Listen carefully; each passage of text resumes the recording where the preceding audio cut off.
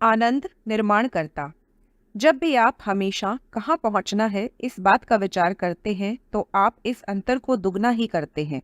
इस विचार प्रक्रिया के कारण आपके विकास की गति धीमी हो जाती है। आपके निर्माण करने की शक्ति समाप्त हो जाती है। आप स्वयं ही अपनी ही क्षमता के मार्ग में रुकावट पैदा करते हैं। लेकिन जब आप अपने विचार सकारात्मकता की तरफ केंद्रित करते हैं तो वह बातें आपकी तरफ तीव्रता से आकर्षित होती हैं। आप अपने मन मुताबिक वस्तु का निर्माण करने की क्षमता रखते हैं। यह समझना गलत है कि मूर्तिकार मूर्ति के निर्माण के बाद ही खुश होता है। वास्तव में वह मूर्ति बनाने की प्रक्रिया का आनंद लेता रहता है। उसे उस पूरी प्रक्रिया में आनंद आने के कारण ही वह सही मायने में एक निर्माता बनता है। अतः हमें भी अपने जीवन में लक्ष्य प्राप्ति के बाद खुश होने के साथ साथ उस यात्रा में भी खुश रहने की कला भी सीखनी चाहिए। प्राय हम लोगों को ऐसा करते हुए देखते हैं, ऐसा कहते हुए सुनते हैं कि यदि एक बार संकट आया तो उसके पीछे एक के बाद एक संकट आते ही रहते हैं। इसी तरह आनंद का प्रवाह शुरू होने पर भी यह ऐसे ही चलता रहता है। इसका कारण आकर्षण का नियम है। जब आप आनंदित होते हैं तब उस भावना से वैसी ही भावनाओं को आकर्षित करते हैं। यही बात दुख के साथ भी लागू होती है। बहुत बार लोग हमसे कहते हैं कि उन्हें और अधिक पैसे चाहिए। पैसों के प्रति उनकी भावना पूछने पर वे ऐसा भी कहते हैं कि पैसों के विषय में उनकी भावना बहुत अच्छी है। परंतु जब हम उनसे और अधिक गहराई में जाकर पूछते हैं कि आपको आपका बिल भरते समय कैसा लगता है, तब कहीं जाकर वह शांत होते हैं।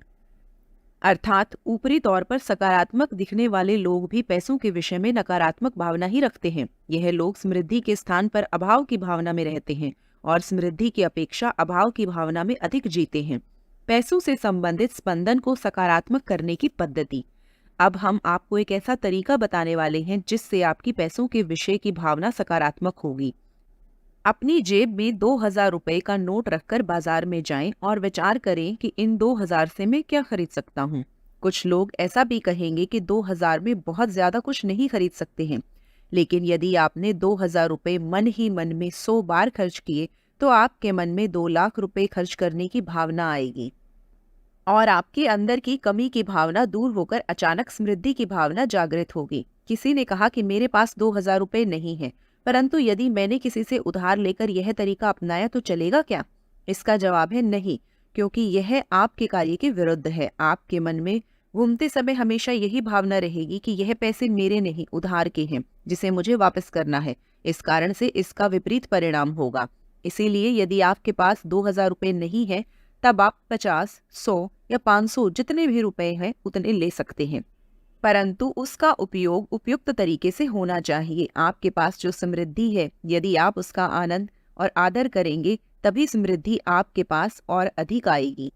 पैसे की आवश्यकता पैसे को आकर्षित नहीं करती। जेरी, मैंने अपनी जिंदगी में ऐसे अनेक लोगों के साथ काम किया है जिन्हें पैसों की आवश्यकता थी, परंतु कई बार एक समस्या मेरे सामने आई। मुझे ऐसा लगा कि जिन्हें पैसे की ज्यादा जरूरत होती है उन्हें कम पैसा मिलता है और जिन्हें उसकी बहुत ज्यादा आवश्यकता नहीं होती उन्हें वह सहजता से प्राप्त हो जाता है। जिन्हें पैसा चाहिए उनके बहुत परिश्रम करने के बाद भी उन्हें सफलता नहीं मिलती है। मुझे तो यह बहुत अजीब ही लगा। इब्राहिम, कमी की भावना से किया गया कोई भी कार्य कमी को ही आकर्षित करता है। मेरे पास पैसे नहीं हैं और वह मुझे चाहिए। अपनी इस भावना में वह और भी ज्यादा कमी को आकर्षित करते हैं और इसी कारण से उनका कार्य कितना भी सकारात्मक लगे उसके परिणाम हमेशा नकारात्मक ही मिलते हैं। आपको मिले हुए अनुभव सैद्धांतिक ही हैं और इस आकर्षण के सिद्धांत के बाहर दुनिया में कुछ भी घटित नहीं होता है। जेरी, मुझे कुछ ऐसे लोग भी मिले जो बहुत सफल नहीं थे। उनका कहना था कि उन्हें जीवन में बहुत कुछ अधिक प्राप्त नहीं करना है और वह जिस जगह है वहीं पर अच्छे हैं। उन्हें सफलता के बारे में बहुत कुछ जानने की इच्छा भी नहीं होती है। इसके विपरीत वह कहते हैं कि वे पैसे के पीछे भागना नहीं चाहते। पैसे के पीछे भागना गलत है। वो उसी परिस्थिति में रहने के लिए तैयार रहते हैं। इब्राहिम, ऐसे लोगों के मन में हमेशा कुछ न कुछ चाहिए और सिर्फ चाहिए का विचार चलता रहता है, परंतु वह यह भूल जाते हैं कि उनके मन में कुछ प्राप्त करने की इच्छा है तो भी वह इच्छा अभाव का प्रतीक ही होती है और उस भावना द्वारा फिर से अभाव का ही निर्माण होता है। इस कारण से उनकी परिस्थिति और भी खराब होती जाती है। जब उन्हें ध्यान में आता है कि इतना चाहिए चाहिए करके भी हमें कुछ नहीं मिल रहा तो ये लोग नाराज होते हैं और उसी परिस्थिति में रहने का दावा करते हैं। गरीब को उसके गरीब होने की भावना नहीं हुई तो जेरी, सोचिए यदि कोई व्यक्ति गरीब है, लोग उसके बारे में सोचते समय उसके गरीब होने का विचार करते हैं, लेकिन उस व्यक्ति के मन में ऐसी कोई भी भावना नहीं हुई, तो क्या यह ऐसा कहा जा सकता है कि अभाव में होते हुए भी वह व्यक्ति अभाव में नहीं है? इब्राहिम, निश्चित। जब आप दूसरों के विचारों को महत्व नहीं देते हैं, तब तक दूसरे लोग आपके विषय में क्या विचार करते हैं या उन्हें क्या लगता है, यह बिल्कुल भी महत्वपूर्ण नहीं होता है। परंतु यदि आपने अपनी तुलना अपने से अधिक सफल और समृद्ध लोगों से की, तब आप में कमी की भावना अधिक प्रखर हो जाती है। इसी प्रकार सिर्फ बाकी लोग अमीर हैं, इस पर ध्यान केंद्रित करने से भी आपकी समृद्धि में फर्क नहीं पड़ेगा, क्योंकि आपके जीवन में जो भी घटित हो रहा है वह आपके खुद के विचारों का परिणाम होता है। दूसरों की गरीबी और समृद्धि के कारण आपकी खुद की गरीबी और धन आकर्षित नहीं होते हैं। इसकी बजाय अपनी भावनाओं पर ध्यान केंद्रित करने से आप बेहतर तरीके से समृद्धि ला सकते हैं। वास्तव में आपके जीवन में समृद्धि लाना आपके विचार से कहीं अधिक आसान है। उसके लिए जरूरत है अपने विचारों को अपनी इच्छाओं के अनुरूप रखने की। अगर आपको समृद्धि मिलने पर संदेह हो रहा है, तो इसका मतलब है कि आप अपनी इच्छाओं से सहमत नहीं हैं। यदि आपको बहुत पैसे कमाने की इच्छा हो, लेकिन आपके मन में यह भावना हो कि अधिक पैसा कमाना गलत है, तब भी आप एकरूप नहीं हैं। यदि आपको बहुत अधिक पैसा कमाना हो, लेकिन अधिक पैसे वाले लोगों के प्रति आपके मन में गुस्सा हो, तब भी आप एकरूप नहीं हैं। यदि आपके मन में असुरक्षा, घृणा, अन्याय, क्रोध आदि जैसी कोई भी भावना है, तो इसका मतलब है कि आपका भावनात्मक तंत्र आपको बता रहा है कि आप अपनी मूल इच्छा के अनुरूप नहीं हैं। कितने ही लोग इस भावना से एकरूप होने के स्थान पर पैसा अच्छा है या खराब, पैसा कमाना योग्य है या अयोग्य, इस विषय पर चर्चा करने में ही अपना जीवन व्यतीत कर देते हैं। इसके साथ ही कई लोग ऐसे भी होते हैं जो सोचते हैं कि सफलता बहुत मेहनत और कष्ट के बाद मिलती है, लेकिन यह ध्यान में रखना चाहिए कि उनमें परिश्रम और पीड़ा की भावना है। इसका मतलब वे लोग अपने स्वत्व की भावना से एकरूप नहीं हैं। कुछ लोग अपनी काबिलियत साबित करने में ही समय बिता देते हैं। उन्हें ऐसा लगता है कि एक बार यदि उन्होंने अपनी काबिलियत साबित कर दी तो उन्हें बहुत सारा पैसा मिलेगा, लेकिन सच तो यह है कि आप काबिल हैं और आपको इसे साबित करने की कोई ज़रूरत नहीं है। आवश्यकता है तो सिर्फ उस योग्यता का सदुपयोग करने की। हमारा मानना है कि आप भी दुनिया में सर्वश्रेष्ठ प्राप्त करने के योग्य हैं, लेकिन हम यह भी जानते हैं कि हमारे सिर्फ कह देने भर से आप इस बात पर विश्वास नहीं करेंगे। हम ऐसा आग्रह भी नहीं करेंगे कि आप हमारा कहना माने ही, लेकिन हम एक बात के लिए आपसे ज़रूर आग्रह करेंगे कि आप सिर्फ हमारे बताए हुए तरीके से असामान्य शक्ति से एकरूप होने का प्रयास करें। जैसे जैसे आप उससे एकरूप होते जाएंगे, आपको अपने आप उस उच्च स्पंदन का एहसास होने लगेगा और आप समृद्धि और आनंद को आकर्षित करेंगे। आप बस निम्नलिखित स्वसूचना दें: मेरी क्षमता सर्वोत्तम बनने की है, मैं सर्वश्रेष्ठ बनना चाहता हूँ, मेरा जीवन सर्वश्रेष्ठ की परिभाषा के अनुरूप ही होना चाहिए, मैं इस भौतिक दुनिया में सर्वश्रेष्ठ हासिल करने के लिए पैदा हुआ हूँ। इस प्रकार के विचार मन में रखकर सकारात्मक भावना से कार्य आरंभ करने पर निश्चित ही आपके कार्य सिद्ध होते हैं। मेरी कहानी क्या है? लोगों के अंदर कमतरता की भावना ही उनके जीवन में कमी का कारण बनती है। उन्हें लगता है कि उनके पास जो कुछ है वह सीमित है, और इस वजह से जब उनके आसपास के किसी भी व्यक्ति को कुछ मिलता है तो उन्हें लगता है कि उनके साथ अन्याय हो रहा है। उन्हें लगता है कि अब वो चीज़ उन्हें नहीं मिलेगी और उनके साथ अन्याय हो रहा है।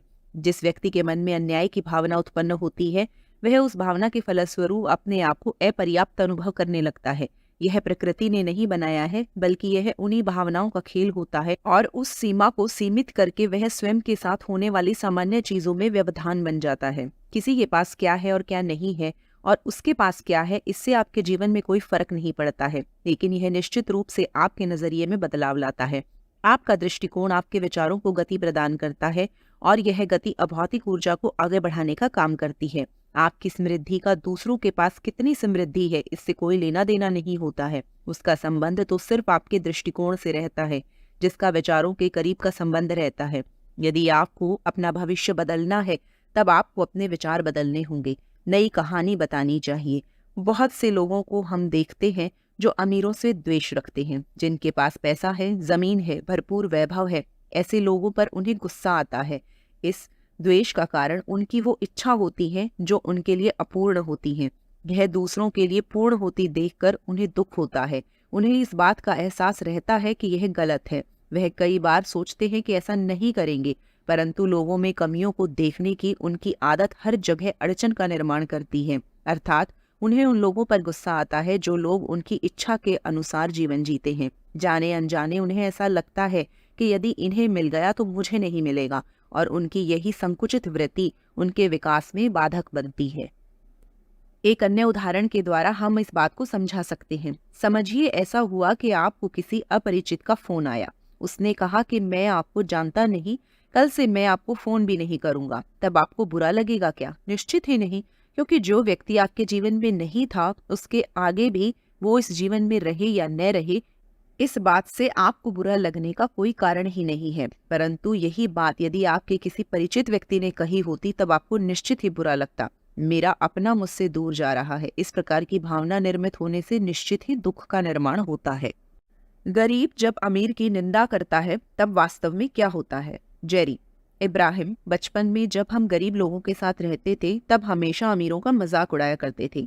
जिन लोगों के पास बड़ी बड़ी और आलीशान गाड़ियां होती थी उन्हें चढ़ाते थे, उनका मजाक उड़ाते थे। पर अब जब मैं बड़ा हुआ हूँ तब मुझे भी बड़ी गाड़ी लेते समय चिंता होती है, और ऐसा लगता है कि जब मैं अपनी कीमती गाड़ियों में निकलूंगा तब लोग भी मेरा मजाक उड़ाएंगे। अपने इन्हीं विचारों के कारण ही मेरी क्षमता होते हुए भी मैं सस्ती गाड़ियां ही खरीदता हूँ। और जब मेरा ये विचार पक्का हुआ तब मैंने इस भ्रम को तोड़ने का प्रयास किया और नई पद्धति से विचार करने लगा। मैं इस तरह से सोचने लगा कि वास्तव में महंगी गाड़ी लेकर मैं बहुत सारे लोगों के रोजगार का इंतजाम कर रहा हूँ।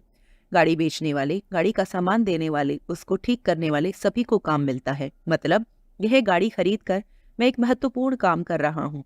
अपने इन विचारों के कारण मेरी भावना बदली। मेरे द्वारा खुद को दिए गए स्पष्टीकरण के कारण मैं इन विचारों की कमी को पूरा कर सका और अपने लिए सम्मानजनक समझी जाने वाली गाड़ी खरीद सका। तो क्या ऐसा करना उचित है? इब्राहिम, आपने जिस तरह से विचारों को नई दिशा दी है वो वाकई काबिले तारीफ है। बहुत कम लोग इस तरह के विचारों को सही दिशा दे पाते हैं। जब आप अच्छा लगना इस संदर्भ में विचार करते हैं तब अपने आप ही आपके विचारों की श्रेणी बदलती है। आपके नए विचार आपकी मूल इच्छा के अनुरूप होते हैं, जिसके कारण अपने आप ही आपकी और आपकी सफलता के बीच की कमी भर जाती है। आपके अंदर सफलता प्राप्ति के संदर्भ में जाने अनजाने में किया गया प्रतिरोध भी कम होता है। दूसरे आपके बारे में क्या सोचते हैं, इस सोच के साथ जीना कभी फायदेमंद नहीं होता है। आपके जीवन में हमेशा कुछ ऐसे लोग रहे होंगे जो आपसे कुछ बातों पर असहमत हो सकते हैं। जिस अर्थ में वे आपकी बातों से असहमत होंगे, उस अर्थ में उनके विचार आपके समान नहीं हैं। फिर आप ऐसे विचारों को महत्व देकर अपनी मूल भावनाओं को क्यों आहत करते हैं? दूसरों के विचारों और कथनों पर ध्यान केंद्रित करने की बजाय अपना ध्यान अपनी आंतरिक मार्गदर्शन प्रणाली पर केंद्रित करें, जो वास्तव में आपकी वास्तविक क्षमता की पहचान करेंगी। अपनी अब तक की जीवन यात्रा को याद करें और जो कुछ भी आपने हासिल किया है उसके तुलनात्मक विश्लेषण के आधार पर ही निर्णय लें। अपने पैसों का अवमूल्यन होने पर क्या? जेरी, पहले हमारे पैसे यह अशर्फी के रूप में होते थे। यह सिक्के सोने या चांदी की धातु के बने होते थे। इन धातुओं को खुद की अपनी कीमत होने के कारण यह सिक्के अपने आप ही कीमती होते थे। अब यदि उस समय के $20 के सोने के सिक्के की बात करें तो उस सोने की कीमत $20 रही होगी। इसी कारण उस पैसे की कीमत है, ऐसा लगता था। परंतु अब पैसे का स्वरूप बदल गया है। अब पैसे कागज के रूप में होने से उन्हें सोने चांदी जैसी कीमत नहीं मिलती है। पहले वस्तु के बदले वस्तु देने की पद्धति थी, वह भी अब अस्तित्व में नहीं है। ऐसे समय पैसे की वास्तविक कीमत का पता ही नहीं लगता है, या फिर ऐसा लगता है कि उसका अवमूल्यन हुआ है। इतना ही नहीं, बल्कि अपने हुनर और गुणवत्ता को कितने पैसे में देना चाहिए यह भी स्पष्ट नहीं होता है। इसके साथ ही लोगों के मन में पैसों के प्रति असुरक्षा और भ्रम पैदा होने का दूसरा कारण रुपयों के मूल्यों में बार बार होने वाला बदलाव है। जिस प्रकार कुछ समय पूर्व पैसे की जो कीमत थी अब वो नहीं दिखती। इसीलिए भविष्य में क्या होगा इसकी निश्चितता नहीं होने के कारण आज हमारे पास जो पैसे जमा है वो बहुत है या कम है, यह लोगों को तय करते नहीं आता है। साथ ही आज जो पैसे बहुत है उसकी कल क्या कीमत होगी, इस विषय के बारे में भी लोगों में हमेशा एक हड़बड़ी रहती है। ऐसी परिस्थिति में मुझे लगता है कि आप लोगों को आकर्षण का सिद्धांत इस प्रकार से समझाएं कि वह उनकी परिस्थिति के बाहर होने वाली घटना से चिंतामुक्त हो सके।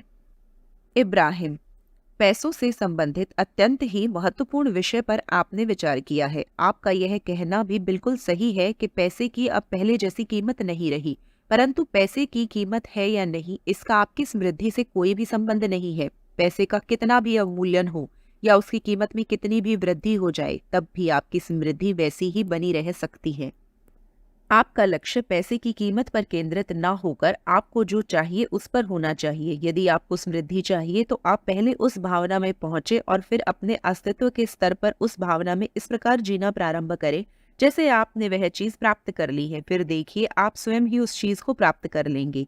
उसके लिए लगने वाले काम आपके द्वारा खुद ब खुद होने लगेंगे। इस प्रकार आप पैसे से संबंधित न होते हुए समृद्धि से जुड़े होंगे। दुष्चक्र भेदने के लिए। जेरी, जब मैं लोगों को दर्द और पीड़ा में देखता हूँ तो मुझे उनकी चिंता होती है। जब उस व्यक्ति को किसी समस्या का सामना करना पड़ता है तो वे वास्तव में दिवालिया होने के कगार पर चले जाते हैं, परंतु कुछ समय बाद ही वह लोग दिवालियेपन से बाहर आकर फिर से नई कार और एक अच्छा सा घर ले लेते हैं। यदि इन लोगों को दिवालियेपन के बाद फिर से पुरानी आदर्श स्थिति प्राप्त करना आता है तो यही काम यह लोग दिवालिया होने से पहले क्यों नहीं करते हैं? इब्राहिम, उनके द्वारा इस प्रकार के टूट जाने का कारण उनके अंदर की कमतरता की भावना होती है। जब उन्हें ऐसा लगने लगता है कि हम कुछ खो रहे हैं तो उनमें हार की भावना का निर्माण होने लगता है, और यह भावना इतनी प्रबल होती जाती है कि उनका ध्यान हमेशा हार पर केंद्रित रहता है, और वे जितना अधिक उस पर विचार करते हैं, आकर्षण का नियम उन्हें उतना ही दिवालियेपन की तरफ ले जाता है। पर जब वह दिवालिया हो जाते हैं तब उनके पास खोने के लिए कुछ भी शेष नहीं रहता है। ऐसे समय उनका ध्यान खोने की बजाय प्राप्त करने की तरफ जाता है, और यहाँ भी आकर्षण का सिद्धांत काम करता है। कुछ प्राप्त करने की उनकी आंतरिक भावना इतनी प्रबल होती जाती है, अपने आप ही उनके जीवन में सकारात्मक घटनाएं घटने लगती हैं। सकारात्मक बातें होते देखकर उनकी भावना और प्रबल होती जाती है, और यहीं से सकारात्मकता और प्राप्ति का नया चक्र शुरू हो जाता है। हुनर के बिना सफलता मिल सकती है क्या? जेरी, पैसे और संपत्ति प्राप्त करने के लिए हुनर की क्या भूमिका होती है? इब्राहिम, बहुत ही कम। आपने जो बातें बताई वह सब बातें काम के संदर्भ में तो आवश्यक हैं, परंतु आपकी समृद्धि के लिए आपके विचार और शब्द ही महत्वपूर्ण होते हैं। जेरी, अर्थात आपके कहने का आशय है व्यक्ति बिना किसी हुनर के भी पैसे कमा सकता है? इब्राहिम, बेशक, लेकिन तभी जब वह अपनी तुलना दूसरों से नहीं करता। कई बार लोग अपनी तुलना दूसरों से करके निराश हो जाते हैं और निष्कर्ष निकालते हैं कि हम सफल नहीं हैं। इस दुनिया में सबसे महत्वपूर्ण हुनर यदि कोई है तो वह अपने विचारों को निर्देशित करना है। यदि आप समझ जाते हैं कि आपको क्या चाहिए तो फिर उस प्रकार अपने विचारों की दिशा बदल पाएं तो वह आपका सबसे महत्वपूर्ण हुनर साबित होगा। यह हुनर आपके शब्दों और कार्यों को दिशा देकर आपके जीवन में समृद्धि पैदा करेगा। कुछ भी न देकर हमें कोई चीज मिल सकती है क्या? जेरी, लोगों के मन में ऐसी भावना रहती है कि यदि हमें 100 रुपए की चीज चाहिए तो उसके लिए हमें 100 रुपए खर्च करने पड़ेंगे, अन्यथा वह चीज हमें नहीं मिलेगी। इब्राहिम, आपका यह ज्ञान आपके अनुभव से उत्पन्न होता है, लेकिन हम यह भूल जाते हैं कि हमारे जीवन में जो अनुभव आते हैं वे हमारे विचारों का परिणाम होते हैं। अतः हम आपको सलाह देते हैं कि ऐसी कोई भी धारणा बनाने से पहले आप इस चीज को नए दृष्टिकोण से देखें। जब आप दुनिया को एक नए नजरिए से देखेंगे तो आपको एहसास होगा कि आपने जो धारणा बनाई है वह आपके अब तक के विचारों द्वारा बनाई गई स्थिति का परिणाम है। यदि आप स्वयं अपने जीवन की परिस्थितियों के निर्माता हैं तो आप निश्चित तौर पर परिणामों की श्रृंखला बना सकते हैं। भाग्यशाली जीवन। जेरी, बहुत से लोगों को लगता है कि उनका भाग्य उदय होना चाहिए, कभी उनकी भी लॉटरी लगनी चाहिए और अचानक मिली इस संपत्ति से उनके जीवन का कायापलट होना चाहिए। उनकी प्रवृत्ति मेहनत करके पैसे कमाने की न होकर इस प्रकार सहजता से मिलने वाली संपत्ति की तरफ रहती है। ये कितना सही है? इब्राहिम, यदि उनकी ऐसी इच्छा हुई तो निश्चित ही उनके जीवन में उसी तरह से पैसे आएंगे, परंतु अनेक लोग जब ऊपरी तौर पर इस प्रकार की बात करते हैं फिर भी कहीं ना कहीं उन्हें इस प्रकार से पैसा कमाना ठीक नहीं लगता है, और परिणाम स्वरूप उनकी इस इच्छा को कभी बल नहीं मिलता है। जेरी, फिर लॉटरी जीतने की इच्छा होना और उम्मीद रखने में क्या फर्क है? इब्राहिम, उम्मीद रखना शक करने की तुलना में निश्चित ही अच्छा है, परंतु वैसी ही प्रबल इच्छा रखने पर वह साध्य भी हो सकता है। जेरी, यदि ऐसा है तो किसी व्यक्ति ने उस चीज की अपेक्षा किस तरह करनी चाहिए जो उसे आज तक कभी नहीं मिली हो, या फिर जिस बात का उसने कभी अनुभव नहीं किया है उसके हासिल होने की कल्पना कैसे करते आएगी? इब्राहिम, जैसे यह सत्य है कि पैसे को आकर्षित करने के लिए आपको पैसे की जरूरत नहीं होती है, उस प्रकार यह भी सच है कि आप गरीबी की भावना से पैसे नहीं कमा सकते, अतः आपको परिस्थिति बदलने का इंतजार न करते हुए जिस परिस्थिति में आप हैं उसमें ही बदली हुई परिस्थिति की कल्पना करना सीखना चाहिए। आपने क्या खोया है इसकी तरफ ध्यान न देकर, क्या गलत हो रहा है उसे ना देखते हुए हम क्या हासिल कर सकते हैं यह समझना ज्यादा योग्य होता है।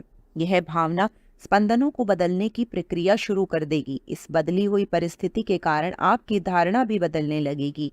आपको समृद्धि की ओर ले जाने वाले रास्ते आसान हो जाएंगे। इसीलिए कई बार हम लोगों को यह कहते हुए सुनते हैं कि गरीब दिन ब दिन गरीब होते जा रहे हैं और अमीर दिन ब दिन अमीर होते जा रहे हैं। इसीलिए अच्छी भावनाएं पैदा करने के कारणों का पता लगाएं, सुनिश्चित करें कि आप क्या चाहते हैं और उस भावना के साथ अपने विचारों को निर्देशित करें। समृद्ध जीवन जीना कोई जादू नहीं है। हम आपको अपने नजरिए से विश्व की पूरी तस्वीर दिखा रहे हैं। साथ ही हम आपको यह भी बता रहे हैं कि आप यह सब कितनी आसानी से हासिल कर सकते हैं। साथ में हम आपको आपके अंदर मौजूद असाधारण संभावनाओं की जानकारी भी दे रहे हैं। लेकिन हम यह भी जानते हैं कि हमारी बताई हुई बातों पर आप एकदम से विश्वास नहीं करेंगे। हम जो बता रहे हैं वह हमारा अनुभव है और सिर्फ सुनकर या समझकर उस अनुभव को आप अपना नहीं सकते। आप जो धारणा बनाते हैं वही आपके अब तक के अनुभव का सारांश है और यही सत्य है। इसीलिए हम आपको एक रात में चमत्कार होने की गवाही नहीं दे रहे हैं। हम आपसे इतनी विनती निश्चित ही कर सकते हैं कि आप छोटे छोटे प्रयोग करना शुरू कीजिए। खुद को एक नए और उज्जवल भविष्य का चित्र दिखाने की शुरुआत कीजिए। जो हो रहा है उसको ना बताकर जो सपना आप देख रहे हैं उसके वास्तविक होने के बारे में खुद को बताइए। आकर्षण का सिद्धांत अपने आप कार्यान्वित होगा। आपके विचार यथार्थ में होते हुए आपको देखने को भी मिलेंगे। यह कोई जादू ना होकर आकर्षण का सिद्धांत है जो विचारों को वास्तविकता में उतारता है। समृद्धि या कमी। आप विचार करते समय समृद्धि का विचार करते हैं या कमी का? यह विचार पैसे का हो या समय का?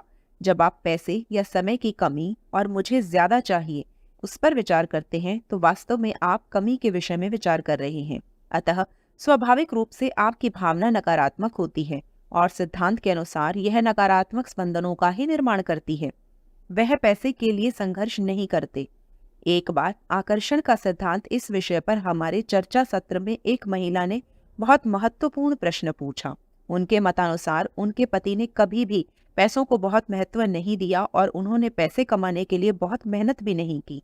जब वे दोनों साथ रहते थे तब महिला ने पैसे कमाने में अपने पति की बहुत मदद की, लेकिन बाद में पति से किसी भी प्रकार का सहयोग नहीं मिलने पर वो उनसे अलग रहने लगी। कुछ दिनों बाद ऐसा हुआ कि बहुत मेहनत करने के बाद भी उस महिला के पास थोड़े से ही पैसे थे, लेकिन उसके पति की आर्थिक स्थिति बहुत अच्छी हो गई। ये कैसे हुआ? हमने उनसे पूछा। आपके संदर्भ में आकर्षण का नियम ठीक से काम कर रहा है और सब कुछ सिद्धांत के अनुसार ही हो रहा है। आज तक जब भी इस महिला ने पैसे के बारे में विचार किया होगा तो वास्तव में वह बहुत दुखी हुई होगी और उसे हमेशा कमी का एहसास हुआ होगा। सिद्धांत के अनुसार कमी की भावना के परिणाम स्वरूप उसकी तरफ ज्यादा कमी ही आकर्षित होती है। इसके विपरीत उसके पति को इसका कभी एहसास ही नहीं हुआ। उन्होंने पैसे के पीछे मेहनत करना कभी स्वीकार ही नहीं किया। इसके विपरीत उन्होंने हमेशा ही ऐसा विचार किया होगा कि पैसे तो सहजता से प्राप्त होते हैं। उन्हें उनके विचारों का फल मिला और उनके पास वास्तव में सहजता से बहुत सारे पैसे आए। बहुत से लोगों का मत है कि बिना मेहनत की सफलता नहीं मिलती है। वे सोचते हैं कि जब तक वे कठिनाइयों का सामना नहीं करेंगे, संघर्ष नहीं करेंगे, उन्हें समृद्धि नहीं मिलेगी। लेकिन सिद्धांत यह कहता है कि दुख और मुसीबत की भावना से शुरू की गई यात्रा कभी भी सुखद नहीं हो सकती है। इससे यह भी साबित होता है कि यह नियम हर जगह काम करता है। इस सिद्धांत के बाहर कोई कुछ हासिल नहीं कर सकता। यहाँ यह महिला छोटी छोटी चीजों को पाने के लिए संघर्ष कर रही है, जबकि उसका पति बिना संघर्ष का विचार किए सब कुछ पा रहा है। यहाँ एक और बात समझना जरूरी है कि हमें जो परिणाम मिलते हैं वे विचारों से जुड़े होते हैं। यदि कोई व्यक्ति मेहनत करता हुआ प्रतीत होता है लेकिन उसके विचार नकारात्मक हों तो उस व्यक्ति को कभी भी सकारात्मक परिणाम नहीं मिल सकते हैं, क्योंकि उसके अंदर विचार और कार्य के बीच संघर्ष शुरू हो जाएगा। ऐसे समय विचार महत्वपूर्ण होते हैं जो वैश्विक ऊर्जा से जोड़ने में हमारी मदद करते हैं। आप सहजता से पैसे खर्च कर सकते हो क्या? एक बार एक महिला ने हमें बताया कि जब भी पैसे खर्च करने का समय आता है उस समय उसे बहुत अजीब लगता है। ऐसा भी नहीं है कि उसके पास पैसे की कमी है, पर जब भी खर्च करने की बात आती है उसे हमेशा कष्टदायक ही लगता है। हमने उन्हें समझाया कि जब आपकी मान्यता यह रहती है कि हम अपनी कार्यशैली से पैसा कमाते हैं, तब इस प्रकार असुरक्षित महसूस करना स्वाभाविक है, क्योंकि आपको हमेशा यही लगता रहता है कि मैं हमेशा इतने अच्छे प्रकार से कार्यशील नहीं रह सकती, और यदि भविष्य में मेरी क्षमता कम हुई तब स्वाभाविक रूप से मेरी तरफ पैसे का प्रवाह रुकेगा। इन्हीं विचारों के कारण आज पैसे खर्च करते समय आपको हमेशा पैसे खत्म होने का डर बना रहता है। आपको यदि पैसे खर्च करने में डर लगता है, तब हम आपको कभी भी पैसे खर्च करने की सलाह नहीं देंगे, क्योंकि असुरक्षा की भावना से किया हुआ कोई भी कार्य सकारात्मक परिणाम नहीं देता है। लेकिन आपको यह जानना भी जरूरी है कि यह असुरक्षा किस कारण से आती है। वास्तव में यह आपके कार्य से नहीं, बल्कि आपके पैसों के विषय में स्पंदन से आती है। यह भावना हमेशा कमी की भावना के निर्माण से होती है। पैसा बहुत है, समृद्धि की क्या कमी है, परंतु यदि आपके विचारों में इस कमी का एहसास होता रहेगा, तब निश्चित ही आपको भविष्य की चिंता लगी रहेगी। इसके लिए सबसे महत्वपूर्ण उपाय यह है कि अपने स्पंदन को समृद्धि के स्पंदन से एक रूप करना। अगर हम पैसे से जुड़े अनुभव को अपने जीवन के अनुभव से जोड़ दें, तो आपको हमेशा अपने अंदर अपने वास्तविक अस्तित्व का आभास होगा। आपको आपके जिंदा रहने के विषय में कभी शंका नहीं आती है। यह इतना ही सहज होता है। हर क्षण सांस लेते समय हमारे मन में ये विचार कभी नहीं आता कि सांस लेना जीवन भर ऐसा ही चलता रहेगा क्या। आपको इस बात का विश्वास होता है कि सांस लेने के लिए आप कितनी भी हवा अंदर लें या बाहर छोड़ें, तब भी प्रकृति में इतनी क्षमता है कि आपको जो चाहिए जब चाहिए उसकी आवश्यकता के अनुसार निश्चित हवा मिलती रहेगी। इसीलिए सांस लेते समय हम इस बात का विचार नहीं करते कि हवा खत्म हो जाएगी। सांस लेते समय हमें कभी इस बात का तनाव भी नहीं आता कि आपको अभी कितने घंटे, मिनट, महीने और कितने साल हवा लगने वाली है। यह प्रक्रिया सहज रूप से चलती रहती है। इसका एक कारण यह भी है कि आपको इस असीमित प्रकृति और इसकी अंतहीन होने की क्षमता में विश्वास है। यही विश्वास आप पैसों के विषय में भी रख सकते हैं। एक बार जब यह निश्चित हो जाता है कि आपके लिए असीमित भंडार उपलब्ध है और आवश्यकता पड़ने पर आप काम की बजाय विचारों पर भरोसा करके उन्हें प्राप्त कर सकते हैं, तब आप आसानी से जितना चाहे उतना पैसा खर्च कर सकते हैं। आपको सिर्फ एक बात की पुष्टि करने की ज़रूरत है कि आप अमर्यादित हैं और आपके लिए सभी चीज़ें बहुत सारी मात्रा में उपलब्ध हैं। खुद को हमेशा बताते रहिए कि मेरी तरफ हमेशा अच्छी चीज़ें आती हैं। भले ही मुझे अभी सीढ़ियाँ ना पता हों, दरवाजे ना पता हों, तब भी जैसे तैसे आगे बढ़ता रहता हूँ और वैसे वैसे सामने की परिस्थिति मुझे आगे का रास्ता दिखाती रहती है। मुझे विश्वास है कि मुझे सिर्फ चलते रहना है। रास्ते का निर्माण अपने आप होने लगेगा। आप जितनी बार खुद को इस विषय के बारे में बताते रहेंगे, उतनी ही बार आपको उसका अनुभव होगा। हर बार यही कहानी बताते समय आपकी दृढ़ता बढ़ती जाएगी। आकर्षण का केंद्र बिंदु कैसे बदल सकते हैं? जब कुछ बुजुर्ग लोग यह सब बातें सुनते हैं, तब उनका कहना रहता है कि यह बातें हमें पहले ही मालूम होनी चाहिए थी। उन्हें ऐसा लगता है कि न जाने कितने सालों से वो नकारात्मक कहानियां बताते आ रहे हैं। जो विचार नहीं करने चाहिए थे, वही विचार वो करते आ रहे हैं। अब उन्हें इन बातों से बहुत ज्यादा फायदा नहीं होगा, क्योंकि इसे समझकर इसका उपयोग करके परिणाम देखने तक का समय उनके पास नहीं है। हम हमेशा उनसे यही कहते हैं, जो हो चुका है उसके बारे में सोचना बंद करें और इस बारे में सोचें कि क्या हो रहा है। वास्तविक क्षमता अतीत या भविष्य में नहीं, वर्तमान में है। इस समय आप किस प्रकार के विचार करते हैं, यह महत्वपूर्ण है। उन विचारों से आपके स्पंदनों की गुणवत्ता बदल सकती है। 2000 रुपये में मैं क्या क्या खरीद सकता हूँ, यह विचार या विचार प्रणाली आप में नई भावना जगा सकती है और आपके आकर्षण का केंद्र बिंदु बदल सकती है। मेरे स्टैंडर्ड मुझे ही तय करने हैं। कई बार पैसे की कमी के कारण हमारे अंदर एक अतृप्तता की भावना का निर्माण होता है, जिसके फलस्वरूप हमारे मन में क्या चाहिए और क्या नहीं चाहिए इसका विचार किए बिना सामने आने वाली हर चीज खरीदने की इच्छा होने लगती है। ऐसे समय मन में एक असंतोष की भावना घर कर जाती है तथा लोग दिखने वाली हर एक चीज खरीदकर घर में जमा करने लगते हैं। उन्हें लगता है कि ऐसा करने से हम अपने अंदर के खालीपन को भर सकते हैं, लेकिन यह खालीपन चीजों से नहीं भरा जा सकता, क्योंकि यह खालीपन चीजों की कमी से नहीं बल्कि वास्तविक अस्तित्व और स्पंदनों के अंतर से बना होता है। यह वास्तव में अस्तित्व और अपने स्वयं के प्रति विचार के बीच का अंतर है। आपको शायद असुरक्षित लगता होगा, परंतु आप बहुत सुरक्षित हैं। आपको अधूरा लगता होगा, किंतु आप खुद में पूर्ण हैं। आपको कमी महसूस होती होगी, किंतु आप परिपूर्ण हैं। आपके अंदर की भावना आपको कमी का एहसास करवाती होगी। अन्यथा आप किसी भी चीज को खरीदने की क्षमता रखते हैं। एक बार जब आपने सही अस्तित्व से आप एकरूप होने लगते हैं, तब यह रिक्तता अपने आप भरने लगती है। फिर किसी भी वस्तु से या बाहर की भौतिक वस्तु से आप उस रिक्तता को भरने का प्रयास कभी नहीं करेंगे। सुरक्षा की दृष्टि से बचत करना कितना योग्य है? एक व्यक्ति ने कहा, उन्हें ऐसा कहा गया है कि भविष्य की दृष्टि से धन की बचत करना असुरक्षा को निमंत्रण देने के समान है।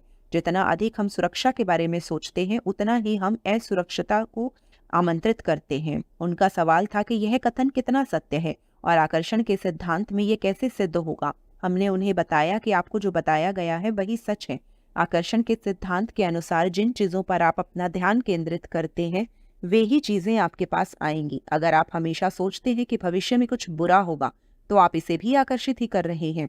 और अगर इन विचारों के कारण आपकी भावनाएं नकारात्मक हो जाती हैं, बेशक भविष्य में हो सकने वाली किसी अनहोनी घटना को अपने पूर्व तैयारी करके रखना और पैसा जमा करके रखना, इसमें कुछ भी गलत नहीं है। कभी कभी ऐसा विचार करके सुरक्षा की दृष्टि से उठाया गया कदम उचित ही होता है। ऐसे विचारों से किसी भी प्रकार का संकट नहीं आता है। कई बार लोग ऐसी सलाह दे भी देते हैं कि पैसा कमाना भौतिक दुनिया की जरूरत है, और यदि आप इस दुनिया से बिल्कुल अलग हैं तो आपको पैसा कमाने की कोई जरूरत नहीं है। परंतु यहाँ लोग एक महत्वपूर्ण बात भूल जाते हैं। वे ये भूल जाते हैं कि भले ही आपका वास्तविक अस्तित्व अभौतिक है, किंतु इस दुनिया में आने का और इस शरीर से जुड़ने के पीछे का आपका उद्देश्य भौतिकता का आनंद लेने का है। और यदि इस भौतिक विश्व में रहना है तो यहाँ की सभी चीजों का आनंद लेना ही चाहिए। शरीर में रहकर आप खुद को इस भौतिकता से अलग नहीं कर सकते हैं। समृद्धि, पैसा और वित्तीय कल्याण की नई कहानी। अभी तक हमें यह निश्चित रूप से ज्ञात हो गया होगा कि आकर्षण का सिद्धांत हमारी वर्तमान परिस्थिति पर कभी भी प्रतिक्रिया नहीं देता है। उसकी प्रतिक्रिया आपके विचारों पर निर्भर करती है। जिस भावना और गुणवत्ता से आप विचार करते हैं, आकर्षण के नियम की प्रतिक्रिया उसी पर निर्भर होती है।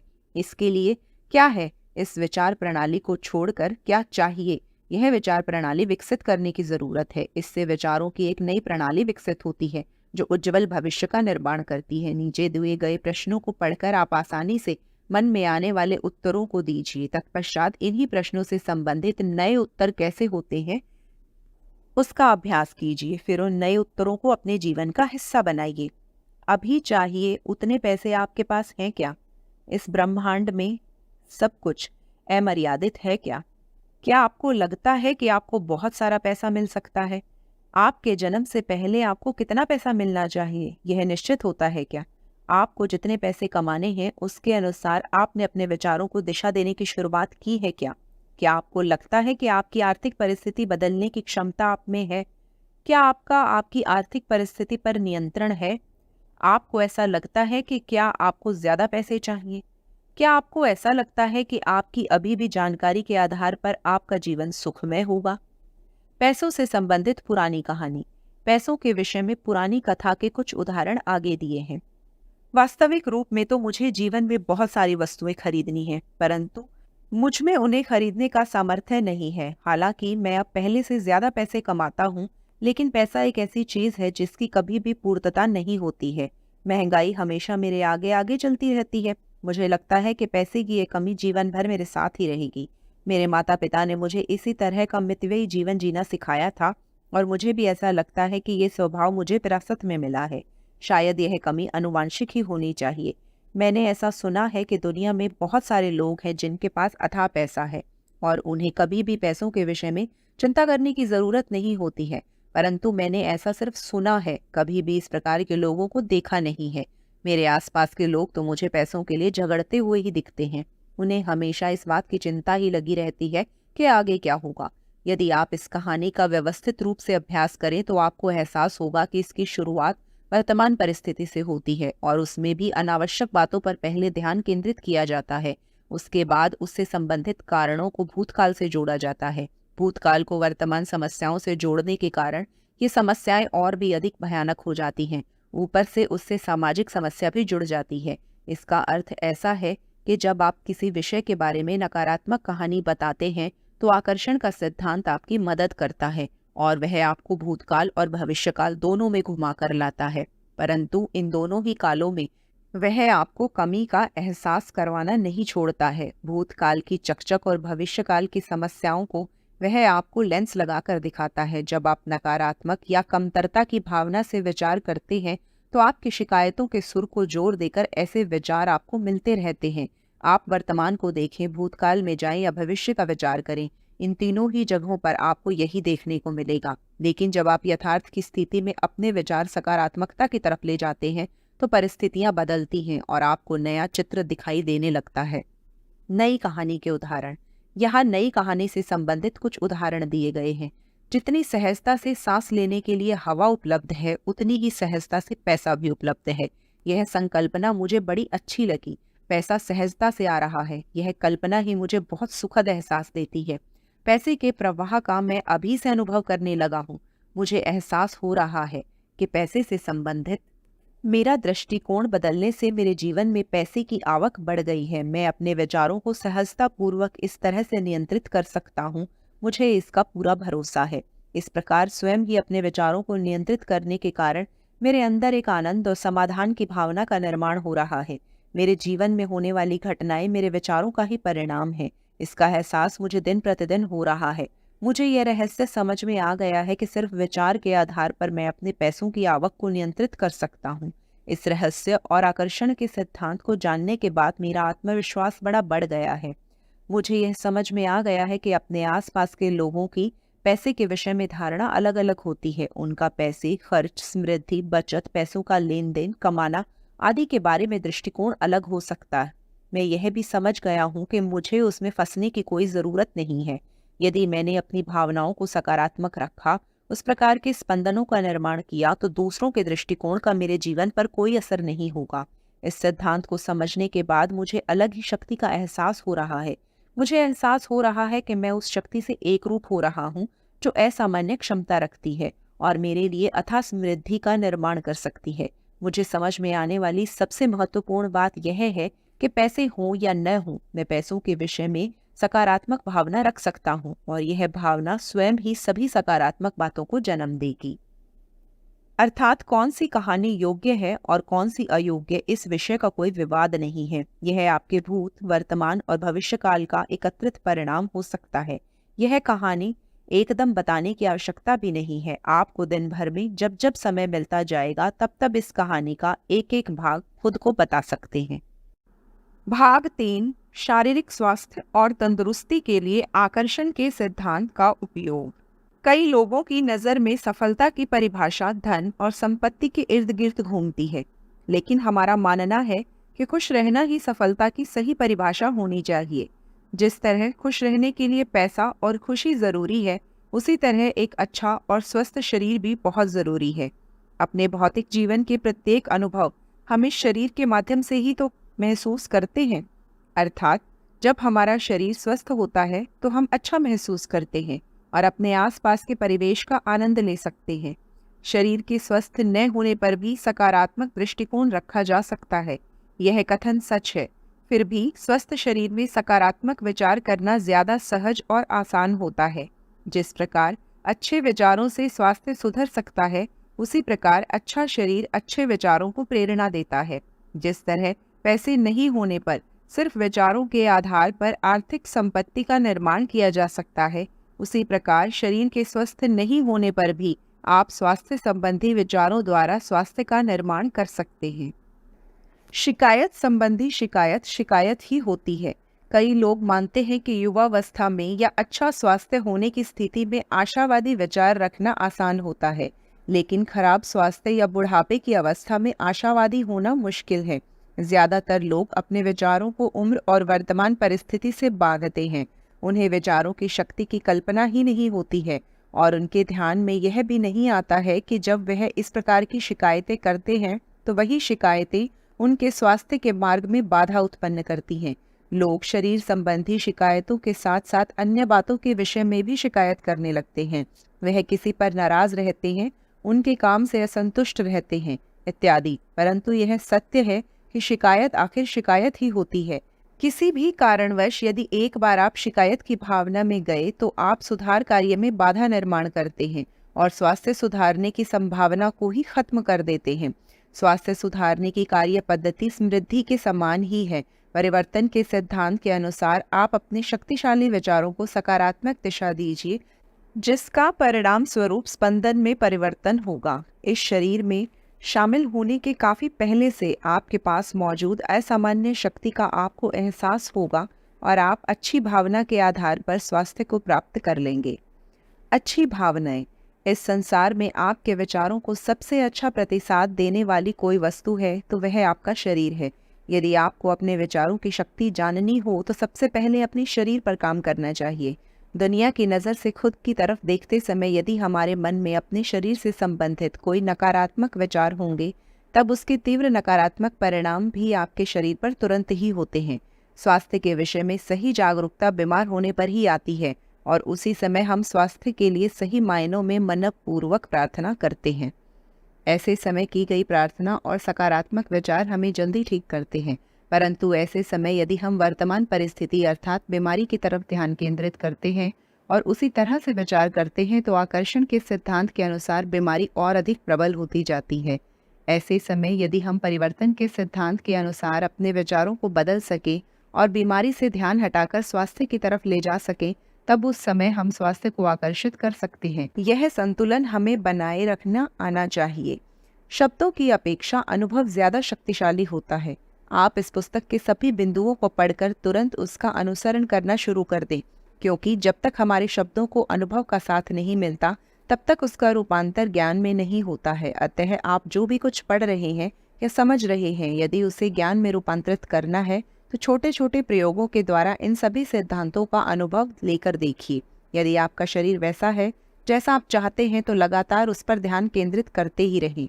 लेकिन यदि ऐसा नहीं है और आप अपनी शारीरिक क्षमता और स्वास्थ्य में सुधार करना चाहते हैं तो तुरंत अपने शरीर के बारे में कहानी बदलना शुरू करें।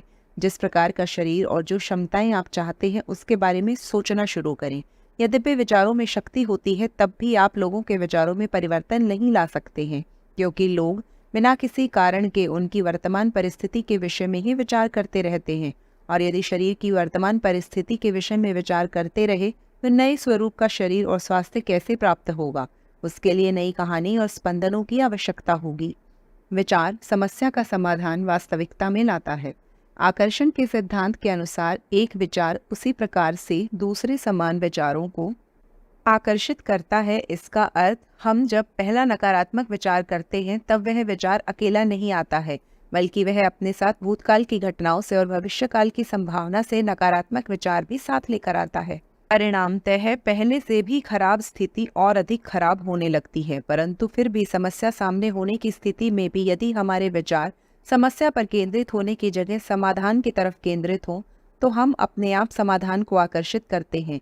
ऐसा नहीं भी है कि समाधान का विचार करने मात्र से ही आपको तुरंत समाधान मिल जाएगा, किंतु उपाय तब भी यही है, क्योंकि समस्या के विषय में विचार करके आप उससे बाहर नहीं आ सकते, यह निश्चित है। एक बार यदि आपको समाधान प्रेरित विचार करने की आदत लग गई तो उन विचारों के आधार पर आप एक ऐसे अनेक विचारों को आकर्षित कर सकते हैं तथा इस श्रृंखला के बढ़ने के साथ ज़्यादा शक्तिशाली विचार आपके जीवन को दिशा देंगे। मेरे स्वास्थ्य के लिए रोज़ 15 मिनट। पैर में दर्द होने पर स्वस्थ पैर की कल्पना करना वास्तव में कठिन है, लेकिन दर्द के बारे में सोचकर दर्द को ठीक नहीं किया जा सकता है। इसके लिए महत्वपूर्ण बात अपना ध्यान अपने दुखते हुए पांव से हटाने की है। दर्द से ग्रसित पैरों से ध्यान हटाना वाकई मुश्किल काम है और यह उस समय के लिए उपयुक्त नहीं है, लेकिन आप इस काम को तब कर सकते हैं जब आपके पैरों में दर्द न हो। अर्थात यदि दिन की शुरुआत में इस तरह से कोई समस्या नहीं है तो वह समय इसके लिए उपयुक्त है। इसके लिए उस समय में से 15 मिनट अपने लिए अलग रखें। एक शांत जगह खोजें, अपनी आंखें बंद करके वहां शांति से बैठें। अब अपने आसपास के माहौल से खुद को अलग करके खुद पर ध्यान केंद्रित करें। अपने द्वारा ली गई प्रत्येक सांस का स्वागत करें और इसका आनंद लें। कल्पना करें कि आपका शरीर बहुत लचीला और सुदृढ़ है। साथ ही कल्पना करें कि विभिन्न परिस्थितियों में भी वह आसानी से अपनी मनचाही हरकतें कर रहा है। इस बात का विचार करें कि आप इस शरीर में कितने खुश हैं। इस शरीर के माध्यम से सब कुछ कितना आसान है। जो है उसे सुधारने की अपेक्षा स्वास्थ्य और सुदृढ़ता से संबंधित विचार ज्यादा शक्तिशाली और प्रभावी होते हैं। यह विचार ज्यादा शुद्ध होते हैं। अनेक लोगों का कहना है कि उनके मन में ऐसे बहुत सारे विचार हैं जो वास्तविकता में कभी आए ही नहीं। इसका अर्थ आकर्षण का नियम हमारे लिए काम नहीं करता। ऐसा होता है क्या? दरअसल ऐसा नहीं होता है। उनकी गलती यह होती है कि उन्हें क्या चाहिए यह बताने की अपेक्षा अधिकतर समय वह क्या गलत है, इसे ठीक करना चाहिए आदि बातों पर विचार करते रहते हैं, और यह विचार वास्तविकता में आने के लिए स्वाभाविक रूप से देर लगाते हैं। इस प्रकार प्रतिदिन यदि आप खुद को 15 मिनट देते हैं और एक नए और सुदृढ़ शरीर की कल्पना करने लगते हैं, तो सहजता से आपके मन में एक नई कहानी का निर्माण होता है। यह नई कहानी आपको सही लगने लगती है और आपके द्वारा कल्पना में देखी गई बातें आपके अनुभव में आने लगती हैं, और जैसे जैसे ये अनुभव बढ़ता जाता है वैसे वैसे ही आपकी नई कहानी ज़्यादा प्रबल होती जाती है। परिणाम स्वरूप आपको ज़्यादा अच्छे शरीर का आभास होता है। मैं दूसरों के बंधन में नहीं। जब आपने इस शरीर में प्रवेश किया तब आप खुद ब खुद अव्यक्त अवस्था से व्यक्त और भौतिक स्वरूप में प्रकट हुए।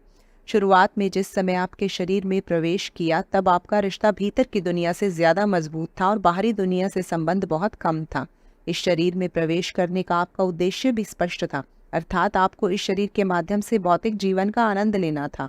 भले ही आपने अपने शरीर के बारे में पुख्ता कल्पना नहीं की होगी, फिर भी आपको सुदृढ़ शरीर होने की बहुत प्रबल इच्छा थी और आपको विश्वास था कि ऐसा ही होगा। लेकिन जैसे जैसे आप बड़े हुए और आपका ध्यान बाहरी दुनिया की ओर आकर्षित होने लगा, आप ऐसे लोगों से मिले और देखा कि वे लोग खुद उस आंतरिक दुनिया से बहुत दूर चले गए थे।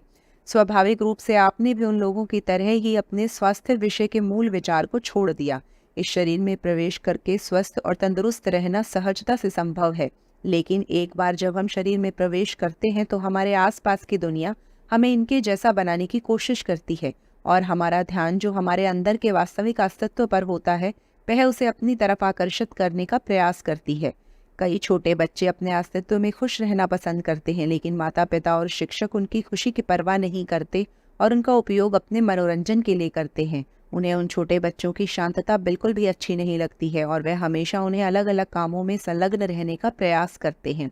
उन छोटे बच्चों की प्राथमिकता हमेशा शांत रहने और अपने आंतरिक मार्गदर्शन प्रणाली से एकरूप होने की होती है, परंतु आसपास की दुनिया उन्हें हमेशा इस अनुभव से बाहर निकालना चाहती है। आनंद और एकता जिसे वह स्वयं खो चुके हैं, वह इन छोटे बच्चों को भी खोने के लिए मजबूर करते हैं।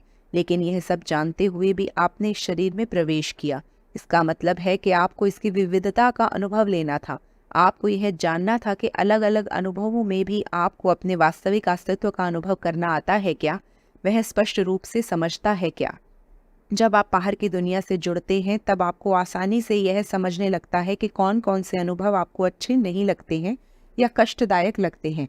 वह अनुभव जो आपको आपके मूल स्वभाव से दूर करते हैं, वही आपको यह जानने में भी मदद करते हैं कि वास्तविकता में आपको कौन सा अनुभव चाहिए, क्योंकि क्या नहीं चाहिए यह समझ में आने के बाद क्या चाहिए यह समझना बहुत अधिक आसान हो जाता है। यह हासिल करने के लिए मेरे पास बहुत समय है। जब लोगों को लगता है कि उनकी अपेक्षाएं और इच्छाएं पूरी नहीं हो रही हैं और उनके प्रयासों को जल्दी सफलता नहीं मिल रही है, तो आमतौर पर वे शिकायतें करते हैं कि उनके पास पर्याप्त समय नहीं है। उन्हें लगता है कि उनके जीवन में जो कुछ भी होने वाला है वह उनके कार्यों के कारण होने वाला है, और उन्हें यह भी लगता है कि उनके कार्य कम समय में बड़े लक्ष्यों को प्राप्त नहीं कर सकते हैं। लेकिन वह भूल जाते हैं कि इन कार्यों को विचारों के साथ की आवश्यकता होती है। जिन विचारों में इस दुनिया को बनाने की क्षमता है उनकी कोई समय सीमा नहीं है, और अगर हम उन विचारों के साथ खुद को एकजुट करते हैं तो असंभव कुछ भी नहीं है। यदि एक बार यह एक रूपता हासिल कर ली जाए तो ऐसी कोई चीज़ नहीं जो असंभव लगती हो जिसे हम हासिल नहीं कर सकते हों। किसी चीज़ की अपेक्षा करना और किसी चीज़ को निश्चितता के साथ प्राप्त करने की भावना होना एक रूपता की दो अलग अलग अवस्थाएं हैं। बेशक मिलना चाहिए और मिलेगा कि नहीं का संशय होना एकता के रास्ते में बहुत बड़ी बाधा है। मिलना चाहिए और विश्वास रखना मतलब एक रूपता, मिलना चाहिए और आशा रखना मतलब एक रूपता नहीं चाहिए कि आशा रखना मतलब एक रूपता नहीं है। आपको आपकी एक रूपता के होने या नहीं होने का स्पष्ट रूप से एहसास होता है।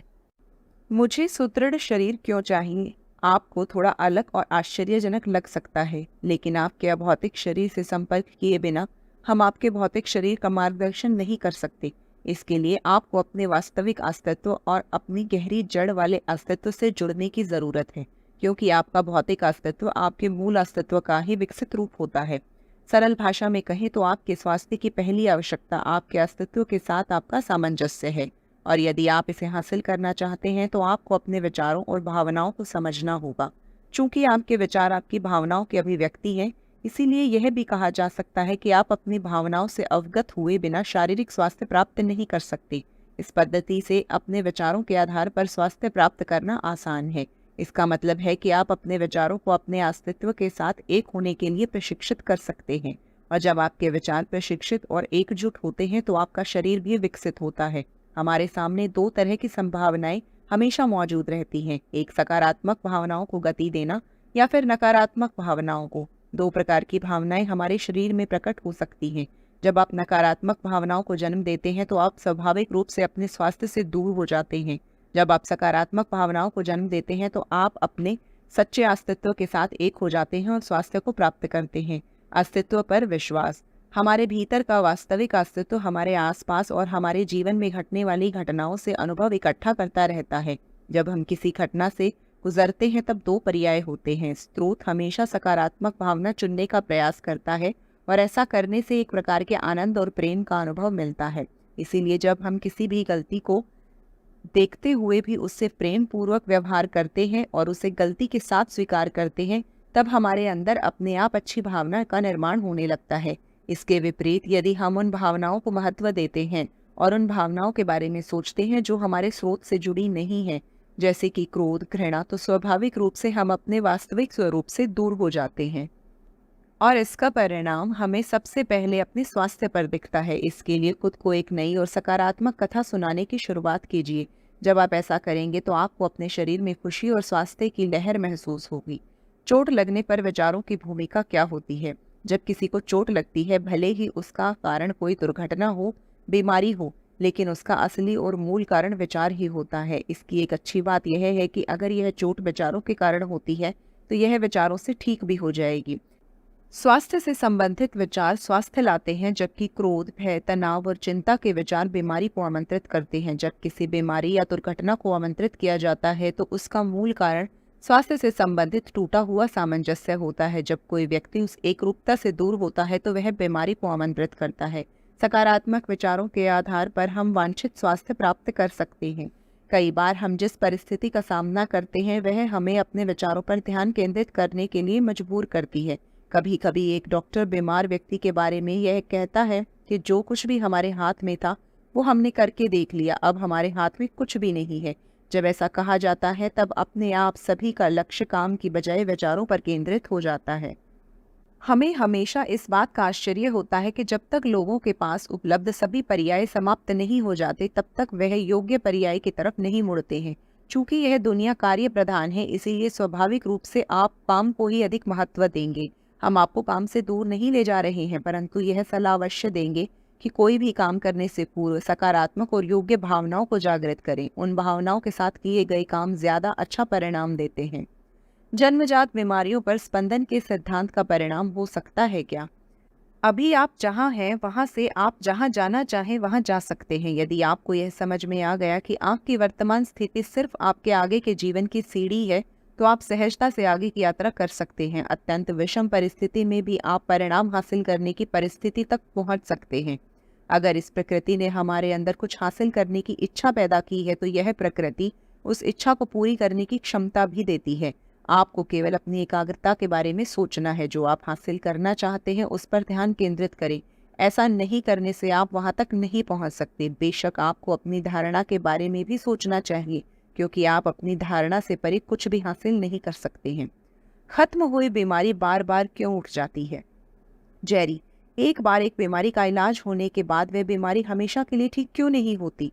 बार बार दोबारा क्यों हो जाती है? इब्राहिम, इसका मूल कारण आपका ध्यान कमी की तरफ होना है। असुरक्षा और असहाय होने की भावना उसी प्रकार के विचारों को आकर्षित करती है। बीमारी की तरफ ध्यान दिए बिना उसका उपचार करना संभव नहीं है, यह सत्य है। लेकिन इसके साथ एक और सत्य है, अर्थात जब आप एक बीमारी को ठीक करते हैं तो उसके पीछे बहुत सी नई बीमारियों का निर्माण होता है। रोग पर ध्यान केंद्रित करते हुए उसके उपचार के साथ साथ यह समझना भी आवश्यक है कि रोग का मूल कारण स्पंदन से होने वाले परिवर्तन है। बीमारी पर ध्यान केंद्रित करने की आदत के कारण यह एक बीमारी को ठीक करने के बजाय बीमारियों की एक श्रृंखला को आकर्षित करता है। एक बार स्वास्थ्य की आदत बन जाए और उस दिशा में ध्यान केंद्रित करने की कला विकसित हो जाए तो हमेशा के लिए स्वस्थ रहना संभव है। लेकिन कुछ लोग इस कला को विकसित नहीं कर पाते और हमेशा बीमारी के बारे में सोचते रहते हैं। नतीजा, उनके जीवन में स्वास्थ्य बहुत कम समय तक रहता है। नैसर्गिकता स्वास्थ्य प्राप्ति की गवाह। हमारा यह शरीर उन कोशिकाओं से बना है जिनमें प्राकृतिक बुद्धि होती है। यह अपनी बुद्धि के आधार पर संतुलन बनाए रखने की कोशिश करता है। जितना अधिक आप अच्छे मूड में होते हैं, इन मांसपेशियों को संतुलन में रखना उतना ही आसान होता है। जब आप अनावश्यक चीजों के बारे में सोचना शुरू करते हैं तो स्वाभाविक रूप से यह संतुलन गड़बड़ा जाता है और इससे यह रोग उत्पन्न करता है। एक बार रोग का पता चल जाने पर हमारा ध्यान रोग पर ही केंद्रित हो जाता है और यह संतुलन बिगड़ने लगता है। वास्तव में प्रत्येक शरीर में स्व उपचार के लिए एक स्वनिहित प्राकृतिक तंत्र होता है। यदि कोई व्यक्ति इस नकारात्मकता को नजरअंदाज करे तब भी वह संतुलन रखा जा सकता है।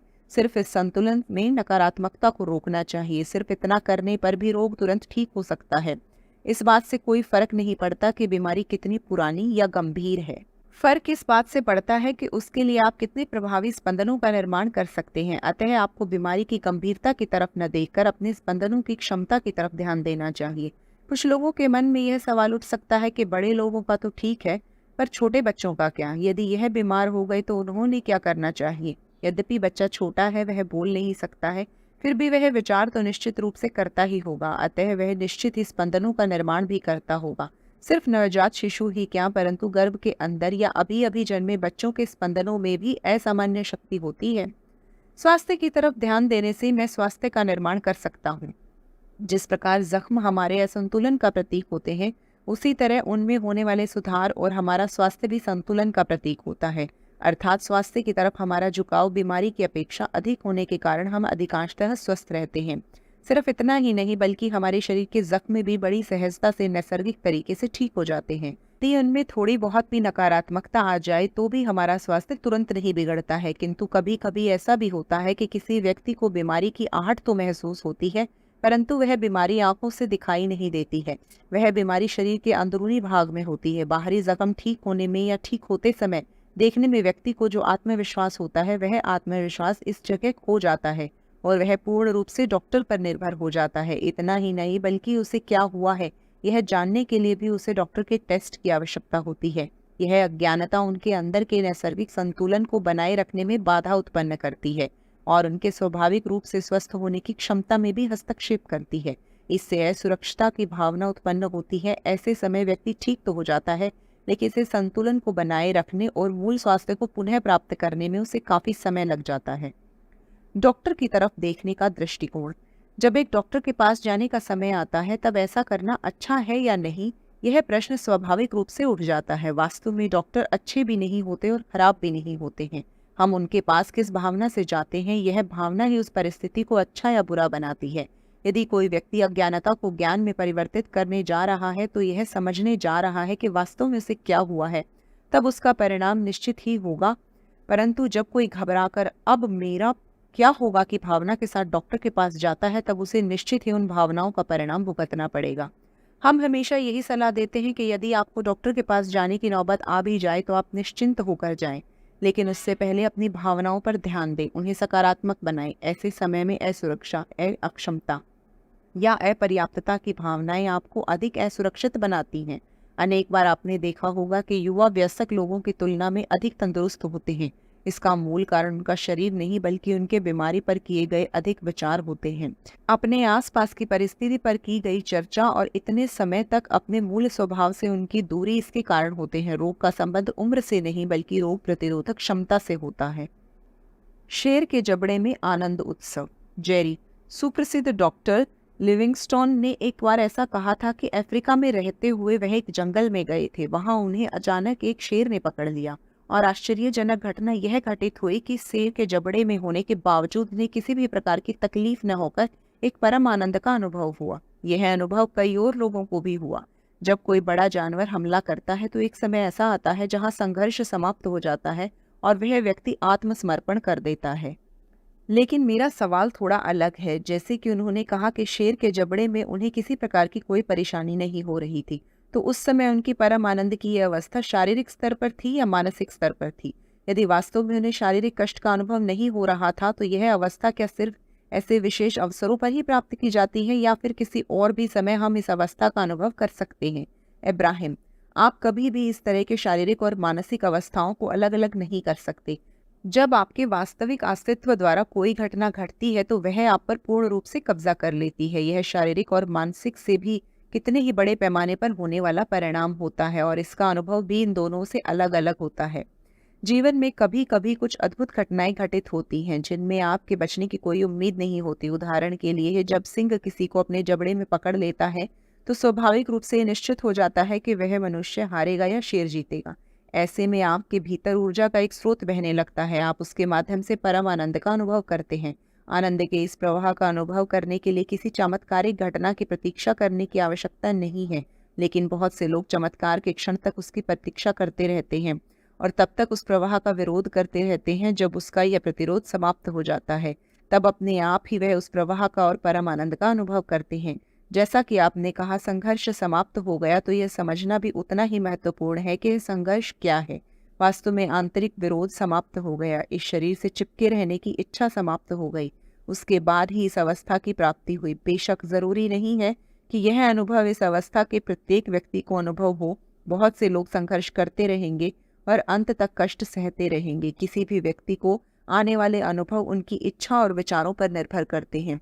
शरीर में बहने वाली ऊर्जा को रास्ता देने की आदत सर्वमान्य परिस्थितियों में लगानी चाहिए। उसके लिए हमें किसी भी सिंह के हमले का इंतजार करने की आवश्यकता नहीं है। अर्थात ऐसे प्रसंगों में हमें जो भी परिणाम देखने को मिलते हैं वह हमारे विचारों और इरादों का ही प्रभाव होता है। एक रूपता का अभ्यास और हमेशा सकारात्मक विचारों की आदत, यही वेदना रहित होने का तरीका है। वेदना एक प्रकार से विरोध को दर्शाने का ही परिणाम है। पहले नकारात्मक भावनाओं का निर्माण होता है, बाद में उनकी बढ़ती हुई मात्रा भावनाओं को वेदना में परिवर्तित करती है। हम हमेशा अपने दोस्तों से कहते हैं, यदि आप भविष्य में होने वाली बीमारियों के संकेतों को समझकर अपने अंदर उत्पन्न होने वाली नकारात्मक भावनाओं को नहीं पहचानते हो तो उन्हें समय पर ठीक नहीं कर सकते हैं। तब वह निश्चित ही बीमारी के रूप में सामने आएंगी और उनका रूपांतर वेदना, बीमारी और अन्य बातों में होगा। वेदना होते हुए कहीं और ध्यान कैसे लग सकता है? जेरी, आप हमेशा कहते हैं कि यदि आपको ठीक होना है तब अपना ध्यान तकलीफ से दूर किसी दूसरी जगह लगाइए, परंतु किसी को ज्यादा तकलीफ हो रही हो तो वह अपना ध्यान कहीं और कैसे लगा सकता है? इब्राहिम, बिल्कुल सही। पैर में दर्द होते समय उस पर से ध्यान हटाना निश्चित ही असंभव है। अनेक बार तो जब दर्द का एहसास नहीं होता है तब तक लोगों को समझ ही नहीं आता है कि यह दर्द हमें नहीं चाहिए था। इस प्रकार के लोगों का दिन अधिकांशतः सिर्फ इधर उधर घूमने और अनावश्यक विचार करने में ही जाता है। वह कभी भी एक विशिष्ट प्रकार के विचार पर कार्य नहीं करते हैं और जब समस्या आती है तब उनकी सकारात्मक विचारों के पीछे भागदौड़ शुरू हो जाती है। परंतु यदि जीवन भर सकारात्मक विचारों की आदत नहीं लगाई तो अचानक तकलीफ के समय सकारात्मक विचार कैसे आएंगे? इसके विपरीत ज्यादा दुख और दर्द के विचारों को आकर्षण के सिद्धांत के कारण ताकत मिलती है। ऐसे समय उस व्यक्ति के पास दो पर्याय होते हैं, एक या तो तकलीफ के साथ डर से संबंधित विचार जोड़ना या फिर आशावादी विचारों को जोड़ना। वह व्यक्ति तकलीफ को काबू में नहीं कर सकता है, लेकिन ऐसे समय उसे किस प्रकार से विचार करना चाहिए यह निश्चय ही तय कर सकता है। यदि उस तकलीफ की तरफ से पूरी तरह ध्यान दे दिया जाए तब उस तकलीफ को पालने पोसने जैसा काम ही हो जाएगा।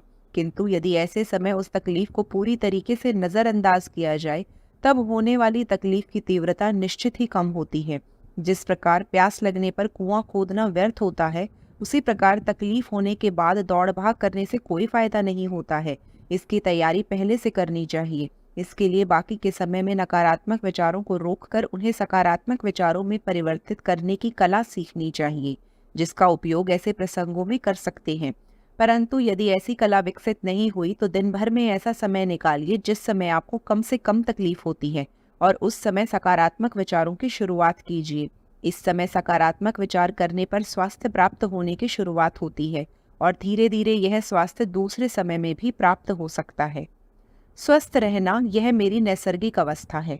प्रत्येक मनुष्य की मूल अवस्था स्वास्थ्य और सुख ही है और इस अनुभव में किसी भी कमी का अर्थ आंतरिक विरोध होता है। यह विरोध का ही लक्षण है। अनावश्यकता की तरफ दिया गया ध्यान विरोध की ओर तथा आवश्यकता की तरफ दिया गया ध्यान एकरूपता को दिया हुआ आमंत्रण होता है। स्रोत से संबंधित विचार न करना यह विरोध है और उससे एक रूप विचार करना यह एकरूपता है। स्वास्थ्य, तंदुरुस्त शरीर और खुशी प्रत्येक मनुष्य की मूल अवस्था होती है। इससे कम की प्राप्ति विचारों के असंतुलन का प्रतीक है। बीमारी की तो शुरुआत ही विरोध से होती है, और जब किसी व्यक्ति के अंदर विरोधाभासी विचार निर्मित होते हैं तो वहां बीमारी ने पहले से ही प्रवेश किया होता है। यदि यह विचार वैसे ही बने रहे तो बीमारी और मजबूत होकर शारीरिक बीमारी का रूप धारण कर लेती है। कभी कभी ऐसा लगता है कि कोई व्यक्ति स्वास्थ्य के विषय में विचार करते हुए भी वास्तविकता में बीमार होने से घबराता है। इन दोनों विचारों की दिशा एक होते हुए भी उनकी गुणवत्ता अलग होती है। ऐसे समय भावनाओं पर ध्यान केंद्रित करें, क्योंकि भावनाओं से यह समझ में आएगा कि यह विचार सही अर्थों में सकारात्मक है या नकारात्मक। सकारात्मक भावना से उत्पन्न विचार ही सकारात्मक परिणाम दे सकते हैं। छोटे बच्चे के विचार से भी बीमारी आकर्षित होती है क्या? जेरी, कोई एक छोटा बच्चा जिसे बीमारी के बारे में कुछ भी मालूम नहीं होता है और जिससे बीमारी क्या होती है यह भी नहीं पता, वह बीमारी को कैसे आकर्षित कर सकता है? इब्राहिम, हमें इस बात पर तो विश्वास रखना ही पड़ेगा, अर्थात आपके जीवन में जो भी घट रहा है उसे आपके अतिरिक्त कोई भी घटित नहीं कर सकता है। परंतु इसमें एक बहुत महत्वपूर्ण बात है, जो आप हैं और जो आप खुद को समझते हैं उसमें बहुत फर्क है। पहली बात, आपका जन्म माँ के गर्भ के बाहर आने के बाद नहीं होता है, बल्कि उससे बहुत पहले से आपने शरीर में प्रवेश किया हुआ होता है, और उसके बाद जितने भी आपने अनुभव किए हैं वो सब आपके पास होते हैं। बहुत से लोगों का ये कहना रहता है कि यदि सभी बच्चे स्वस्थ पैदा हों तो यह दुनिया वास्तव में सुंदर होगी, परंतु उनके ध्यान में ये नहीं आता है कि विविधता ही सुंदरता है। इस शरीर में प्रवेश करने के पीछे अच्छा सुदृढ़ शरीर ही होना चाहिए, ऐसी कोई आवश्यकता नहीं थी। इसके विपरीत अलग अलग शरीर से अनुभव लेना शरीर में प्रवेश करने का वास्तविक उद्देश्य था। इसीलिए साधारण की अपेक्षा कुछ अलग घटित होना, इसमें कुछ भी गलत नहीं है। ऐसा विचार कीजिए कि आप एक टेनिस मैच देख रहे हैं। खिलाड़ी की तरफ देखकर आपको ऐसा लग सकता है कि इसके मन में हमेशा एक ही विचार होगा कि मेरे सामने कमजोर खिलाड़ी होना चाहिए जिसे मैं हमेशा सहजता से हरा सकूं।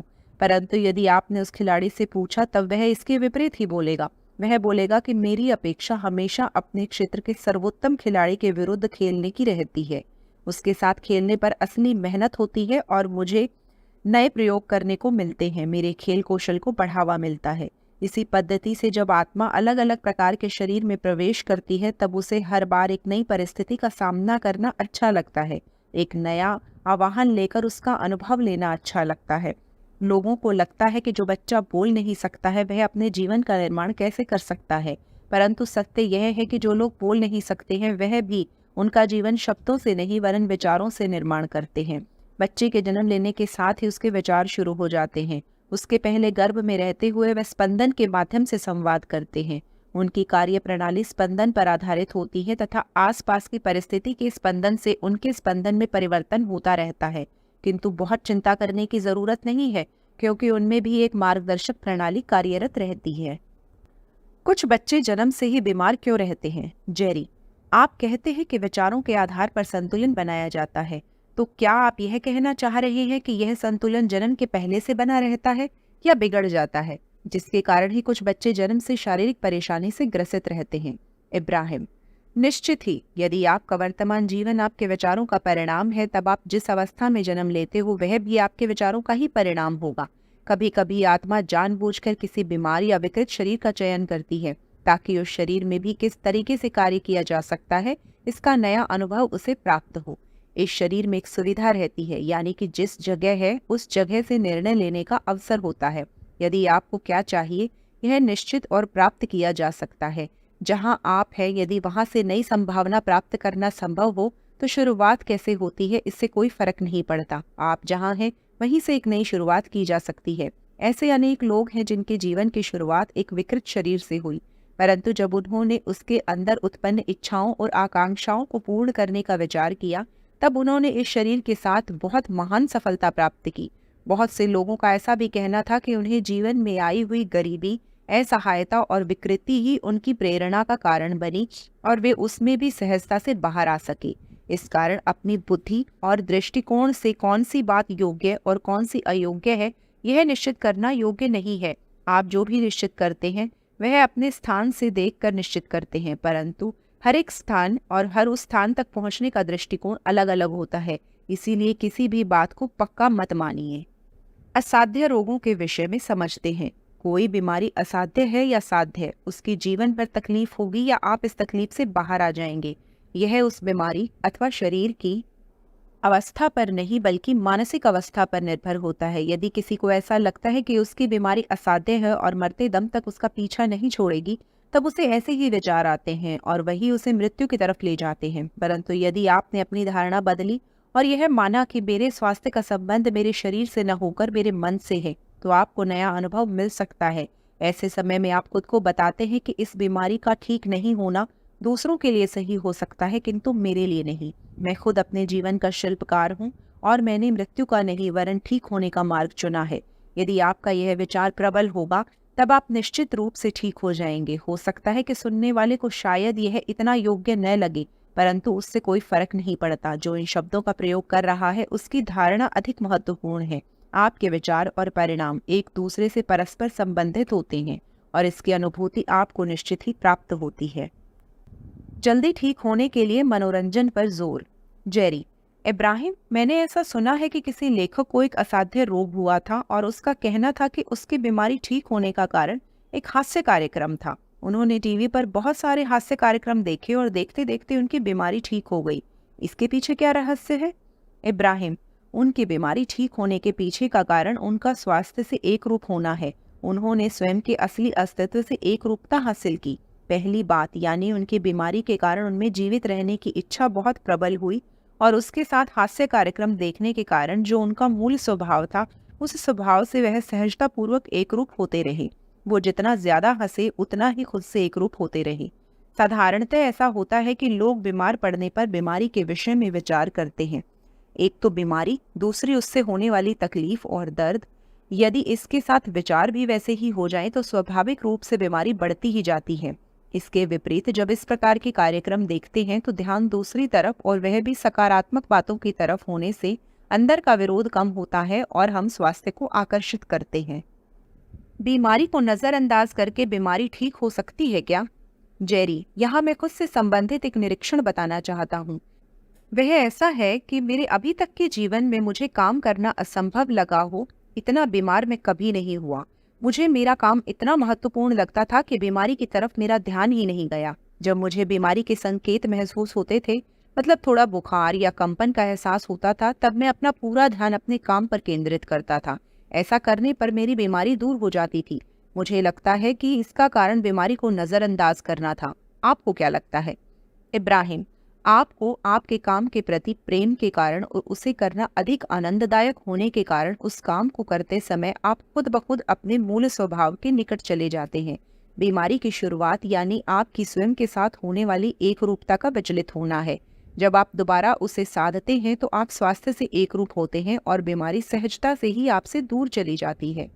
कर्म संचालित संसार में होने के कारण हम अपने कर्मों के द्वारा बहुत कुछ प्राप्त करने का प्रयास करते हैं। जब आप कार्य करके थक जाते हैं तब आप उस प्रकार की भावना भी महसूस करने लगते हैं। ऐसे समय में कुछ देर रुककर अपने अंदर ऊर्जा पैदा करना जरूरी होता है, लेकिन लोग ऐसा न करके अपने शरीर को तनाव में रखते हैं। कुछ लोगों के मामले में ऐसा होता है कि जब उन्हें बीमारी का एहसास होता है उस समय ज्यादातर उनका ध्यान बीमारी की तरफ जाता है, और जो बीमारी शुरुआत में छोटे रूप में होती है यह आगे चलकर बड़े रूप में सामने आती है। आपके जीवन में आने वाली बीमारी के प्रारंभिक संकेत भावना से आते हैं। यदि उसी समय उसका उपाय किया जाए तब उसमें सहजता से बाहर निकला जा सकता है। अर्थात ऐसी कोई भी शारीरिक अवस्था नहीं है जिसमें से आप बाहर नहीं आ सकते हैं, परंतु जितनी जल्दी बीमारी का एहसास होगा उतनी जल्दी ही उससे ठीक होना भी आसान होगा। टीके का बीमारी पर कैसा परिणाम होता है? जेरी इब्राहिम, आपके मतानुसार हमारे विचार बीमारी का निर्माण करते हैं, तो फिर टीके के माध्यम से हम विशिष्ट प्रकार की बीमारी का प्रभाव कैसे टाल सकते हैं?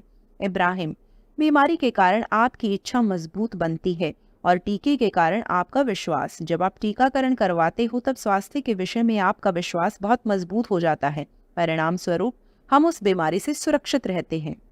चिकित्सक या अलग अलग प्रयोगों द्वारा उपचार करने वालों के विषय में आपके क्या विचार हैं? जेरी, हमारे आसपास अलग अलग प्रकार के डॉक्टर रहते हैं। उनका अभी तक का कार्यकाल देखते हुए उनके कुछ मरीज ठीक दिखते हैं तो कुछ की मृत्यु हो गई होती है। फिर ऐसे समय विचारों का क्या परिणाम होता है? इब्राहिम, डॉक्टर हो या मरीजों को ठीक करने के लिए अलग अलग प्रयोग करने वाले लोग, उनके अंदर सबसे बड़ी क्षमता यानी लोगों के मन में ठीक होने के विश्वास का निर्माण करना होता है। इस दुनिया में ऐसी कोई भी बात जो विश्वास निर्माण कर सकती है उसे सकारात्मक ही मानना चाहिए। यदि दवाई से परे स्पंदनों के संतुलन पर ध्यान दिया जाए तो ठीक होने की संभावना बहुत अधिक बढ़ जाती है। यदि डॉक्टर को आपके ठीक होने के विषय में विश्वास नहीं होगा तब ऐसे डॉक्टर के साथ रहना हानिकारक हो सकता है। उनकी मदद करने के लिए मैं क्या कर सकता हूँ? जेरी, जिन लोगों को शारीरिक कष्ट है उनके लिए मैं क्या कर सकता हूँ? इब्राहिम, सर्वप्रथम तो उनकी शिकायतों का रोना या उनकी शिकायतें सुनने में आप शामिल मत होइए। उनकी शिकायतों से ध्यान हटाने के लिए आपको उनसे थोड़ा दूर रहकर परिस्थिति को देखना आना चाहिए। उनके साथ क्या हो रहा है की अपेक्षा उन्हें क्या हासिल करना है, इस तरफ उनके विचारों को ले जाना आवश्यक है। अर्थात उनकी शिकायतों से ध्यान हटाना इतना आसान भी नहीं होता है। अतः ऐसे समय उन्हें समझाइए कि आप अपने विचारों और भावनाओं की शक्ति को पहचानें। आपको यह भी समझ में आ रहा है कि शिकायत करने वाले लोग जो नहीं चाहिए उसकी तरफ ध्यान दे रहे हैं। आपकी शिकायत सुनने के कारण मैं भी उस विषय में आपको उलझाकर आपकी तकलीफ में और वृद्धि ही करूंगा। इसकी अपेक्षा हम किसी दूसरे विषय पर विचार या चर्चा करते हैं। ऐसा कहकर उन्हें सकारात्मक बातों पर विचार करने के लिए बाध्य कीजिए। साथ ही उनका स्वास्थ्य सुधरने के लिए संभव सभी प्रयास कीजिए। आप किसी व्यक्ति के लिए तभी प्रेरणादायी हो सकते हैं जब उस व्यक्ति के विषय में विचार करने पर आपके मन में अच्छी भावना का निर्माण हो। जब आप बिना संदेह के किसी व्यक्ति से प्रेम करते हैं तब आप उसका भला कर सकते हैं और उनकी प्रगति में साझीदार हो सकते हैं। संक्षेप में कहा जाए तो जब आपको उनके साथ होना चाहिए आपके अस्तित्व के साथ होने की भावना देता है, तब आप एक दूसरे के लिए मददगार हो सकते हैं। जो लोग कोमा में हैं उनका क्या? जेरी, यदि कोई कोमा की अवस्था में बिस्तर पर बेहोश अवस्था में है तो हम उसके लिए क्या कर सकते हैं? इब्राहिम, आप जब लोगों से बात करते हैं तो वह संवाद शब्दों की अपेक्षा स्पंदन के स्तर पर ज्यादा होता है। इसी कारण यदि आपके प्रियजन आपकी बातों पर कोई प्रतिक्रिया नहीं देते हैं तो इसका ऐसा अर्थ मत निकालिए कि आपके संवाद उन तक नहीं पहुंच रहे हैं। आप तो मृत व्यक्तियों से भी संवाद स्थापित करने की क्षमता रखते हैं। इस कारण कोमा के लोगों में और आप में संवाद निश्चित रूप से स्थापित हो सकता है। वास्तव में जो लोग कोमा में जाते हैं वह एक प्रकार से विश्रांति की अवस्था में होते हैं और स्वयं को आसपास के नकारात्मक विचारों से दूर रखते हैं। यदि देखा जाए तो वह इस भौतिक दुनिया से खुद का ध्यान निकालते हैं और अपने अस्तित्व के साथ संवाद करते हैं। यह समय विश्रांति का, नई ऊर्जा प्राप्त करने का और निर्णय लेने का होता है। इस निर्णय द्वारा दो बातें निश्चित करनी होती हैं। एक, दोबारा शरीर के द्वारा भौतिक जीवन में प्रवेश करना या फिर अपने मूल स्वभाव में विलीन हो जाना। कोमा से बाहर आना नया जन्म लेने के समान होता है। ऐसे लोगों के लिए आपकी सबसे बड़ी मदद आपका स्वीकार भाव हो सकती है। उनके विषय में स्वीकार की भावना रखना और उन्हें ऐसा कहना कि आप जो निश्चित करेंगे वह मुझे स्वीकार होगा। मेरा आप पर बहुत प्रेम है और आप वापस आते हैं तो मुझे निश्चित ही आनंद होगा, और यदि आप चले भी जाते हैं तब भी मैं आनंदित ही रहूंगा। जो आपके लिए योग्य है मुझे भी उसमें ही आनंद है। आप अपने लिए योग्य का निर्णय लीजिए। जेरी, शायद इसीलिए जो लोग बहुत समय तक उस अवस्था में रहते हैं वह उन्हें जो चाहिए वह करते रहते हैं। इब्राहिम, बहुत बार ऐसा ही होता है। यदि कोई व्यक्ति बहुत समय से कोमा में है और उसने वापस आने का निर्णय नहीं लिया तो वो ऐसा ही होता है, जबकि उनके रिश्तेदार मात्र उन्हें इस भौतिक शरीर में वापस पाने के लिए प्रयासरत रहते हैं। जब उन्हें एक मशीन के द्वारा जीवित रखने का प्रयास किया जाता है, परंतु ये लोग भौतिक जीवन में वापस नहीं आना चाहते हैं। जेनेटिक बीमारी। जेरी, कुछ लोगों को जेनेटिक बीमारी क्यों होती है? इब्राहिम, आप अपने जीवन में जो भी कुछ सीखते हैं वह अपने आसपास की परिस्थिति से ही सीखते हैं। उसी प्रकार आपकी कोशिकाएं भी उसी परिस्थिति से सीखती हैं। आपके अभिभावक आपके निकट होने के कारण अनजाने में उनके विचार भी आपके विचारों पर प्रभाव डालते हैं। ठीक उसी प्रकार आपकी कोशिकाएं भी विकसित होती हैं। आपका शरीर आपके विचारों का ही प्रगटीकरण होता है। यदि आपके विचार सकारात्मक होते हैं तो कोई भी बीमारी आपके शरीर में प्रवेश नहीं कर पाएगी, फिर चाहे वो आनुवांशिक हो या कितनी भी प्रबल क्यों ना हो। जेरी, मतलब यदि मैंने अपनी माँ को सिर दर्द के बारे में बोलते हुए सुना और मैं भी ऐसा ही विचार करने लगा तो मुझे भी सिर दर्द होगा, तब वास्तव में ऐसा होगा क्या? इब्राहिम, आप अपनी माँ से सुने या किसी और से, जब आप उस बात को खुद से महसूस करेंगे और खुद को उस बात से एकरूप कर लेते हैं तब वह बात आपके जीवन में आने लगती है। एक और महत्वपूर्ण बात यह है कि जब आप किसी बात का विरोध करते हो तब आपकी स्वास्थ्य संबंधी एकरूपता बिगड़ती है और बीमारी का निर्माण होता है। सिर दर्द होने का कारण कुछ भी हो सकता है, उसमें काम की चिड़चिड़ी या सरकार पर गुस्सा आदि कारण भी हो सकते हैं। उसके लिए सिर दर्द पर ध्यान केंद्रित करने की कोई आवश्यकता नहीं है। जेरी: अच्छा, यदि मेरी माँ ने कहा कि मुझे सिर दर्द है और यदि मैंने उसकी तरफ ध्यान नहीं दिया तो उन्होंने ऐसा कहा कि हो सकता है कि आपको वो तकलीफ हो, लेकिन मुझे वह तकलीफ कभी नहीं होगी, तो इस विचार का मुझे फायदा होगा क्या? इब्राहिम: अपनी माँ की बीमारी के विषय में चर्चा करते समय आप अपने स्वास्थ्य के विषय में सुरक्षित रह ही नहीं सकते। आपके शब्द बीमारी के विषय के और भावना स्वास्थ्य के विषय की होगी, तो यह गणित जुड़ता ही नहीं है। आप क्या नहीं चाहिए कि चर्चा करते समय क्या चाहिए इसे हासिल नहीं कर सकते हैं। इसके बदले माँ की बीमारी से ध्यान पूरी तरह से हटाकर आपको क्या चाहिए, बस इस पर ध्यान केंद्रित कीजिए। संचारी रोग और प्रसार माध्यम की भूमिका। जेरी: कुछ दिनों पहले मैंने टीवी पर एक खबर देखी। उसमें ऐसा बताया गया था कि बुखार के लिए मुफ्त टीका उपलब्ध है और सभी लोग उसका लाभ लें। इस खबर के परिणाम से बुखार का संचार हो सकता है क्या? इब्राहिम: हाँ, इस प्रकार की खबरों के परिणाम स्वरूप बीमारी का संचार हो सकता है। आज के समय में टीवी का हमारे समाज पर बहुत विपरीत परिणाम हो रहा है। इस दुनिया में हमें आवश्यक और अनावश्यक दोनों ही प्रकार की बातें देखने को मिलती हैं, किंतु टीवी ने जिस तरीके से सभी बातें बताई हैं उसके कारण वह ज्यादा भयानक लगती हैं। वह अलग अलग आंकड़ों से और भयानक तीव्रता के माध्यम से यह एहसास कराते हैं कि आपको ये रोग होने की संभावना कितनी ज्यादा है। आजकल दवाइयाँ बहुत प्रभावी हो गई हैं, किंतु लोग भी ज्यादा बीमार होने लगे हैं। एक बात हमेशा ध्यान में रखनी चाहिए, कोई भी घटना घटित होने के लिए विचारों की आवश्यकता होती है। टीवी पर अलग अलग आंकड़े प्रस्तुत किए जाते हैं, भयानक कहानियां चित्रित करके बताई जाती हैं और वो इतनी लंबी होती हैं कि अनजाने में ही आपके मन में उस प्रकार की भावना का निर्माण हो ही जाता है। उसके बाद आने वाला पहला विचार होता है कि यह बीमारी मुझे नहीं होनी चाहिए। यही बात पूरी हो जाती है जिस विषय के संदर्भ में विचार किया जाता है और वो घटित होता है। यदि यह सूत्र है तो बीमारी होने का या नहीं होने का विचार करना, परंतु विचार बीमारी के विषय का होने के कारण वह बीमारी को ही आमंत्रण देता है। असुखद संवेदना को शुरुआत में ही पकड़ना। बीमारी की आहट हमेशा भावनाओं के रूप में होती है। कोई भी बीमारी अचानक नहीं आती, बल्कि उससे बहुत पहले से दुखद संवेदनाएं निर्मित होती हैं। यह संवेदना अत्यंत सूक्ष्म होती हैं, उसके लिए बहुत कुछ करने की आवश्यकता नहीं होती, परंतु कुछ लोगों को यह सूक्ष्म संवेदना भी बहुत तकलीफदायक महसूस होती है।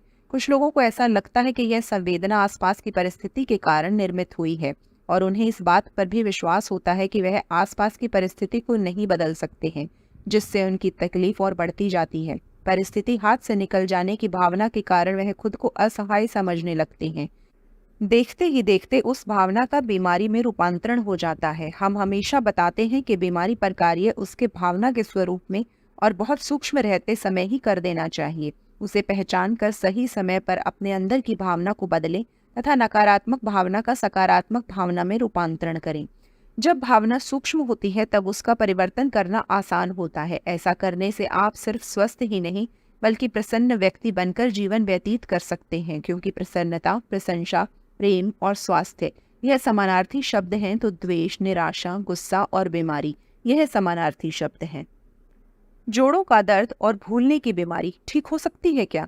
जेरी: जोड़ों का दर्द और भूलने की बीमारी किसी भी उम्र में ठीक हो सकती है क्या? इब्राहिम: शरीर मूलतः विचारों का प्रतीक है, उसे उम्र का कोई बंधन नहीं होता। जिस प्रकार से विचारों का संतुलन रखा जा सकता है, उसी प्रकार किसी भी उम्र में शरीर का भी संतुलन बनाए रखा जा सकता है। किंतु जिस तरह कुछ बीमारियां बहुत जालिम और लंबी चलने वाली होती हैं, उसी तरह से उस बीमारी के विषय में हमारे विचार भी बहुत दृढ़ होते हैं।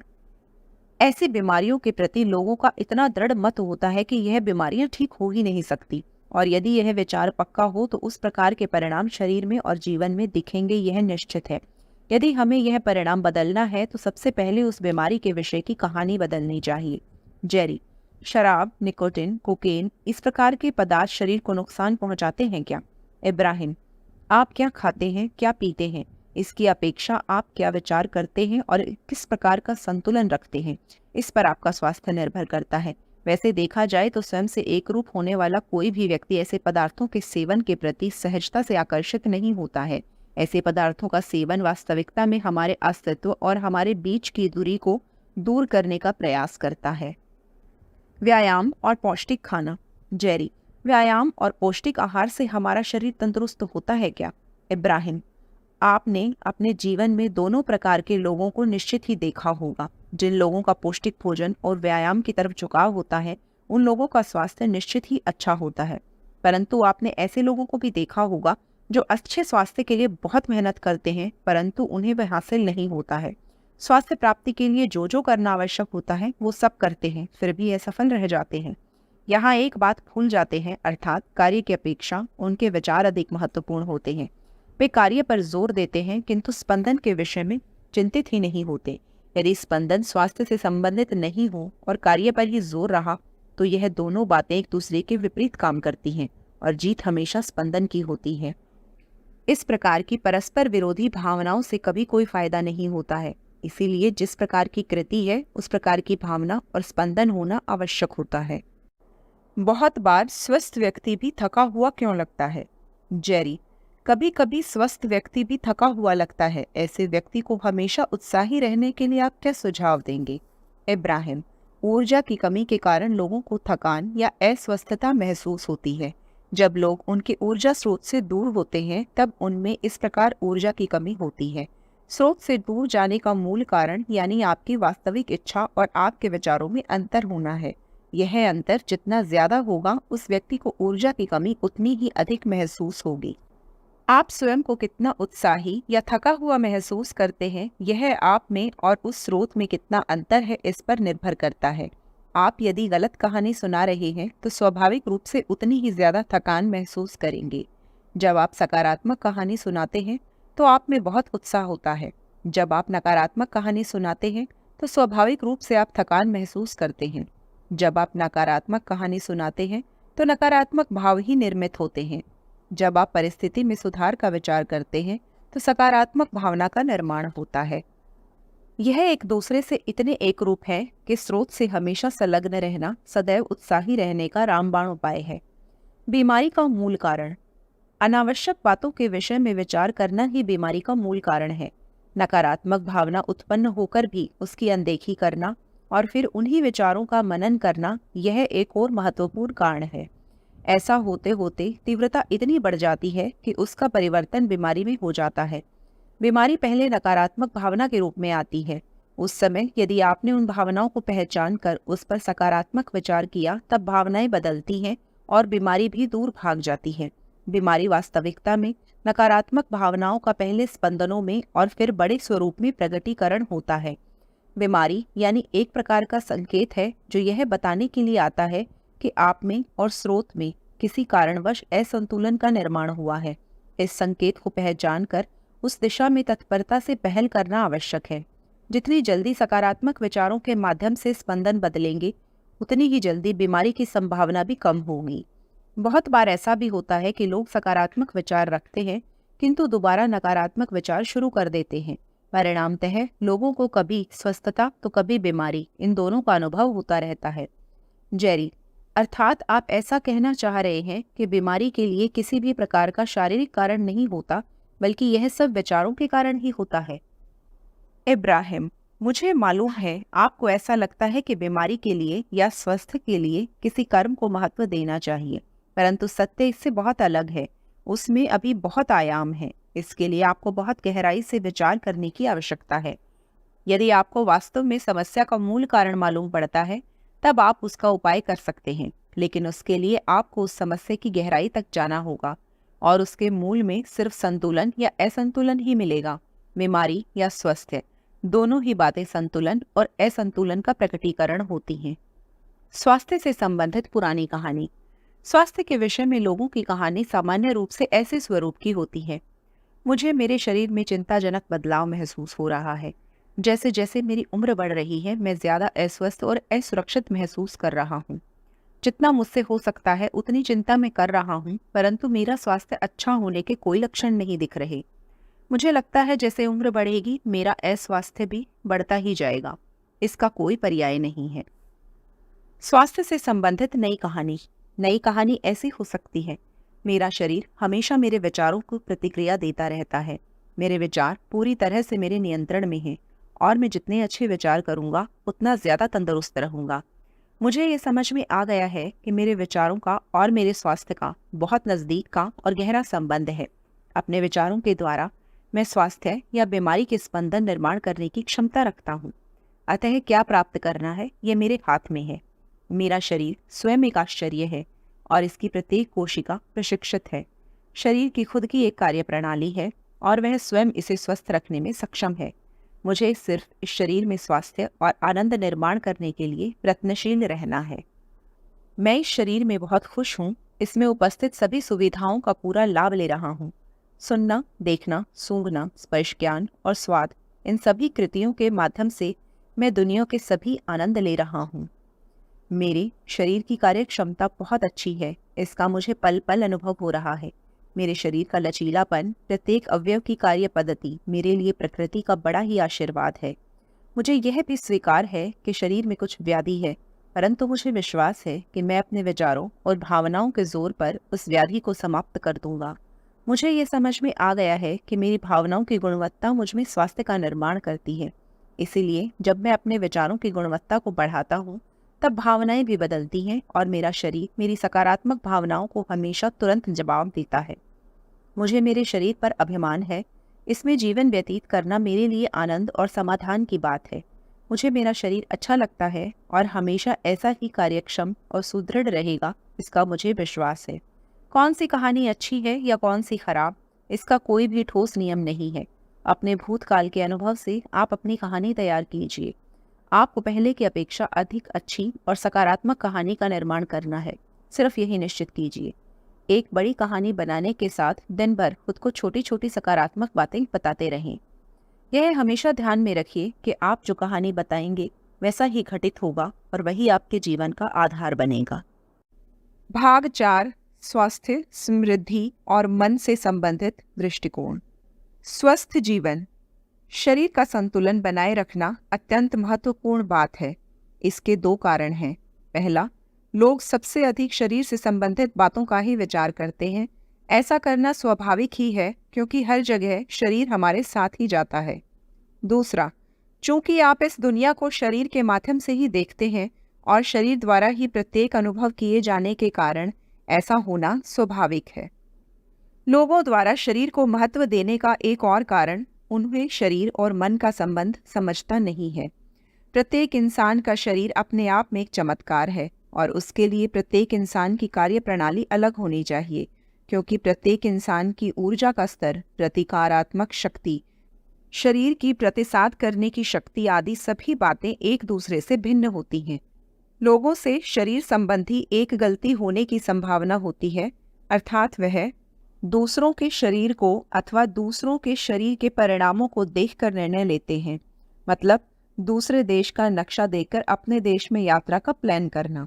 इस प्रकार अनेक लोग अपने शरीर के विषय में संभ्रमित दृष्टिकोण रखते हैं। इस पुस्तक के माध्यम से हमारी यह कोशिश रहेगी कि आप अपने शरीर और मन से संबंधित असली दृष्टिकोण को सामने लाएं। यदि आप अपने विचारों के माध्यम से अपने वास्तविक स्वरूप से एक रूप हो सकें तो उसका सबसे अधिक परिणाम आपको अपने शरीर पर अनुभव होगा। इच्छा और अनुभव का संतुलन। केवल अच्छे स्वास्थ्य के लिए उसके बारे में सोचना ही सही समाधान नहीं है, बल्कि उसके लिए अपने अस्तित्व में संतुलन बनाए रखना भी आवश्यक है। कई बार ऐसा लग सकता है कि अच्छा खाने और व्यायाम करने से स्वस्थ शरीर मिलता है, लेकिन स्वस्थ शरीर प्राप्त करने से इसके भी कई विस्तृत कारण हैं और वह है स्पंदन के बीच संतुलन। यदि हम अपने वास्तविक अस्तित्व के प्रति जागरूक रहें और उससे संतुलन बनाए रखने को प्राथमिकता दें तो निश्चित ही हमें अच्छे शरीर का वरदान मिल सकता है। इसके लिए स्वयं के अस्तित्व से एकरूप होना आवश्यक है। अधिकांशतः लोग दूसरों के शरीर की रचना, उनके अनुभव और उनकी शारीरिक परिस्थिति को देखकर निर्णय लेते हैं और ऐसा करना निश्चित ही गलत है। शरीर की तुलना। शरीर के संदर्भ में बात की जाए तो सुदृढ़ शरीर के विषय में कोई भी सुस्पष्ट व्याख्या नहीं दी जा सकती है। प्रत्येक शरीर आकार, ऊंचाई, लचीलापन और कार्यक्षमता के अनुसार विविधतापूर्ण होता है। मतलब प्रत्येक शरीर एक जैसा होना चाहिए, ऐसा विचार करना भी अनुचित है, क्योंकि विविधता यही शरीर की विशेषता है। शरीर से जुड़ते समय प्रत्येक शरीर अलग होना चाहिए, ऐसी अपेक्षा थी, और इसी कारण से विविधता का आनंद और स्वाद लेना संभव होगा। यदि जरूरत ही विविधता की हो तो एक दूसरे से शारीरिक स्तर पर तुलना करना भी अनुचित है। तुलना करते समय किसी के पास यह ज्यादा है या किसी के पास वह ज्यादा है, यह देखने की अपेक्षा अपने शरीर की विशिष्टता पर ध्यान केंद्रित करना आवश्यक है। प्रत्येक शरीर अपने आप में विशिष्ट है और यही आपके शरीर की भी विशेषता है। इसीलिए उसे समस्या के रूप में न देखकर अवसर के रूप में देखना चाहिए। परफेक्ट शरीर की परिभाषा। हम यह भी नहीं कहते कि आप यह मान लें कि आपके पास जो शरीर है वो सर्वोत्तम है और उसे में किसी भी प्रकार की सुधार की कोई गुंजाइश नहीं है, क्योंकि हम जानते हैं कि जो है उससे अधिक अच्छा प्राप्त करने की उठापटक तो चलती ही रहेगी। इसीलिए उसकी पहली आवश्यकता जो भी रहेगी वह अभी जो कुछ भी है उसे स्वीकार करें। ऐसा करने से आपका स्वयं से होने वाला द्वंद्व कम हो जाएगा और परिणाम स्वरूप आप अपने अस्तित्व के और अधिक निकट पहुंच जाएंगे। अनावश्यकता के विरुद्ध संघर्ष। हम जिस समाज में रहते हैं, जहां छोटे से बड़े हुए, उसकी एक अलग ही कार्यप्रणाली है। इस समाज में हमेशा यह बताया जाता है कि क्या नहीं चाहिए और उसका सामना करना चाहिए। यह सुनकर लोग सावधानी पूर्वक और प्रतिकारात्मक कदम उठाते हैं।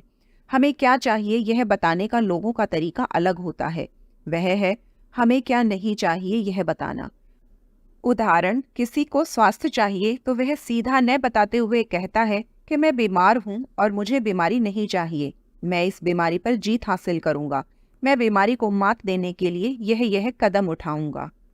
ऐसा सुनते ही आपके ध्यान में आएगा कि इस मनुष्य के विचार बीमारी के आसपास ही घूम रहे हैं। बीमारी चाहिए या नहीं चाहिए यह महत्वपूर्ण न होकर बीमारी विषय पर ध्यान केंद्रित होने के कारण आकर्षण के सिद्धांत के अनुसार जाने अनजाने हम बीमारी को ही आमंत्रण देते हैं। कमतरता के विचारों से कमी ही प्राप्त होती है। जिस प्रकार बीमारी के विचार बीमारी फैलाते हैं, उसी प्रकार कमतरता के विचारों से कमी ही जन्म लेती है। प्रत्येक इंसान को लगता है कि उसका शरीर वर्तमान की तुलना में अधिक सुदृढ़ और सुंदर हो।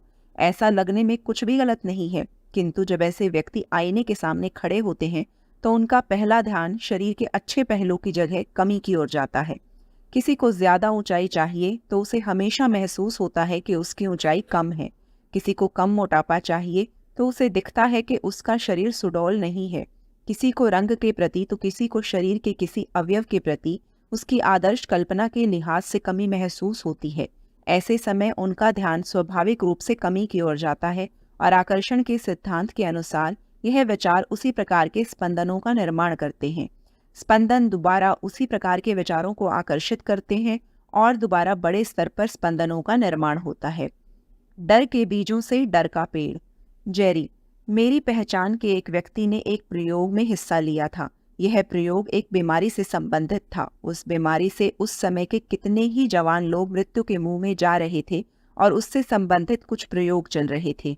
उस व्यक्ति का उस प्रयोग से कोई संबंध नहीं था, किंतु लोगों की मदद करने के उद्देश्य से उसने इस प्रयोग में हिस्सा लिया। कुछ दिन पूर्व ही हमें मालूम पड़ा कि उस व्यक्ति को भी उसी बीमारी ने जकड़ लिया है और पिछले हफ्ते ही उसकी मृत्यु हो गई है। इसका कारण क्या उस बीमारी से संबंधित डर था या उसके विचारों का परिणाम? इब्राहिम, हर व्यक्ति के अंदर स्वास्थ्य और बीमारी दोनों के ही होने की संभावना रहती है। उसे क्या मिलता है यह उसके विचारों पर निर्भर करता है। यह विचार आसपास के माहौल और लोगों के कारण ही निर्मित होते हैं। इन विचारों को वह व्यक्ति कितना महत्व देता है यह भी महत्वपूर्ण है। आपने जिस व्यक्ति का उल्लेख किया वह व्यक्ति जब उस प्रयोग में शामिल हुआ तो अभी तक दूर से देखी बीमारी को उसे पास से देखने का अवसर मिला। साथ ही उस बीमारी के होने की संभावना, उसी प्रकार उसके परिणाम आदि बातों पर भी सविस्तार चर्चा हुई होगी। शुरुआत में चर्चा के रूप में जिन बातों की शुरुआत हुई होगी उन बातों पर अनजाने में ही उस व्यक्ति का ध्यान केंद्रित हुआ होगा और देखते ही देखते उसके स्पंदनों में परिवर्तन आने लगा होगा। उनके अंदर बीमारी की संभावना को बल मिला होगा। वह व्यक्ति स्वयं को उन विचारों के प्रभाव तले आने से बचा न सका होगा और उसकी जगह बीमारी का विचार शुरू कर दिया होगा। मुझे बीमारी न हो जाए, यह डर भी एक प्रकार का बीज ही था जिससे बीमारी रूपी फल प्राप्त हुआ। बीमारी पर ध्यान केंद्रित करने से बीमारी ही होती है। जेरी, हमारे विचारों का हमारे शरीर पर कितना प्रभाव पड़ता है? मान लीजिए कोई व्यक्ति टेलीविजन पर शारीरिक परीक्षण का कोई विज्ञापन देख रहा है। बाद में उसने टीवी बंद करके विचार किया कि वैसे तो मैं तंदुरुस्त हूँ, फिर भी मुफ्त परीक्षण कराने में क्या बुराई है। इस विचार का उस पर कैसे प्रभाव पड़ेगा? इब्राहिम, 100% पड़ेगा। आज इतनी तरक्की के बावजूद हमें बीमार लोग सब जगह दिखाई देते हैं। आज इतने टीके, दवाइयाँ, सुख सुविधा और दवाखाने होने के बावजूद बीमार लोगों की संख्या सर्वाधिक है, और इसका कारण है उनका बीमारी की तरफ दिया गया ध्यान। क्या खाना है, कौन से कपड़े पहनने हैं, कौन सी गाड़ी होनी चाहिए, इन विषयों के प्रति लोग कितने सजग रहते हैं, उतना ही अथवा उससे अधिक सतर्क हमें इस विषय में भी होना चाहिए कि हमें क्या विचार करने चाहिए। हम हमेशा स्वास्थ्य के प्रति विचार करने की सलाह देते हैं। बीमारी नहीं चाहिए के स्थान पर अच्छा स्वास्थ्य चाहिए। यह विचार ज्यादा अच्छे और सकारात्मक स्पंदन का निर्माण करते हैं। उद्देश्यपूर्ण विचार लोग स्वास्थ्य और बीमारी दोनों की संभावना साथ लेकर चलते हैं। ऐसे में यदि कोई व्यक्ति उन्हें बीमारी से संबंधित विचार दे तो वह अपने आप बीमारी की ओर ध्यान केंद्रित करते हैं, और उसी समय यदि किसी ने उन्हें स्वास्थ्य संबंधी विचार दिए तो उनका ध्यान वहां केंद्रित हो जाएगा। ऐसे समय में अपना उद्देश्य पूर्ण कराने हेतु हमें अपने विचारों को स्वास्थ्य पर केंद्रित करना चाहिए, जिसका सकारात्मक परिणाम स्पंदन में और हमारे स्वास्थ्य पर पड़ेगा। दूसरों के स्वास्थ्य का अनुभव मेरा नहीं हो सकता। प्रत्येक इंसान अपने अपने अनुभवों और विचारों से सुदृढ़ता अर्जित करते हैं। ऐसे समय किसी व्यक्ति को बीमार देखकर आपको लग सकता है कि बीमारी तो वास्तविक स्वरूप में है।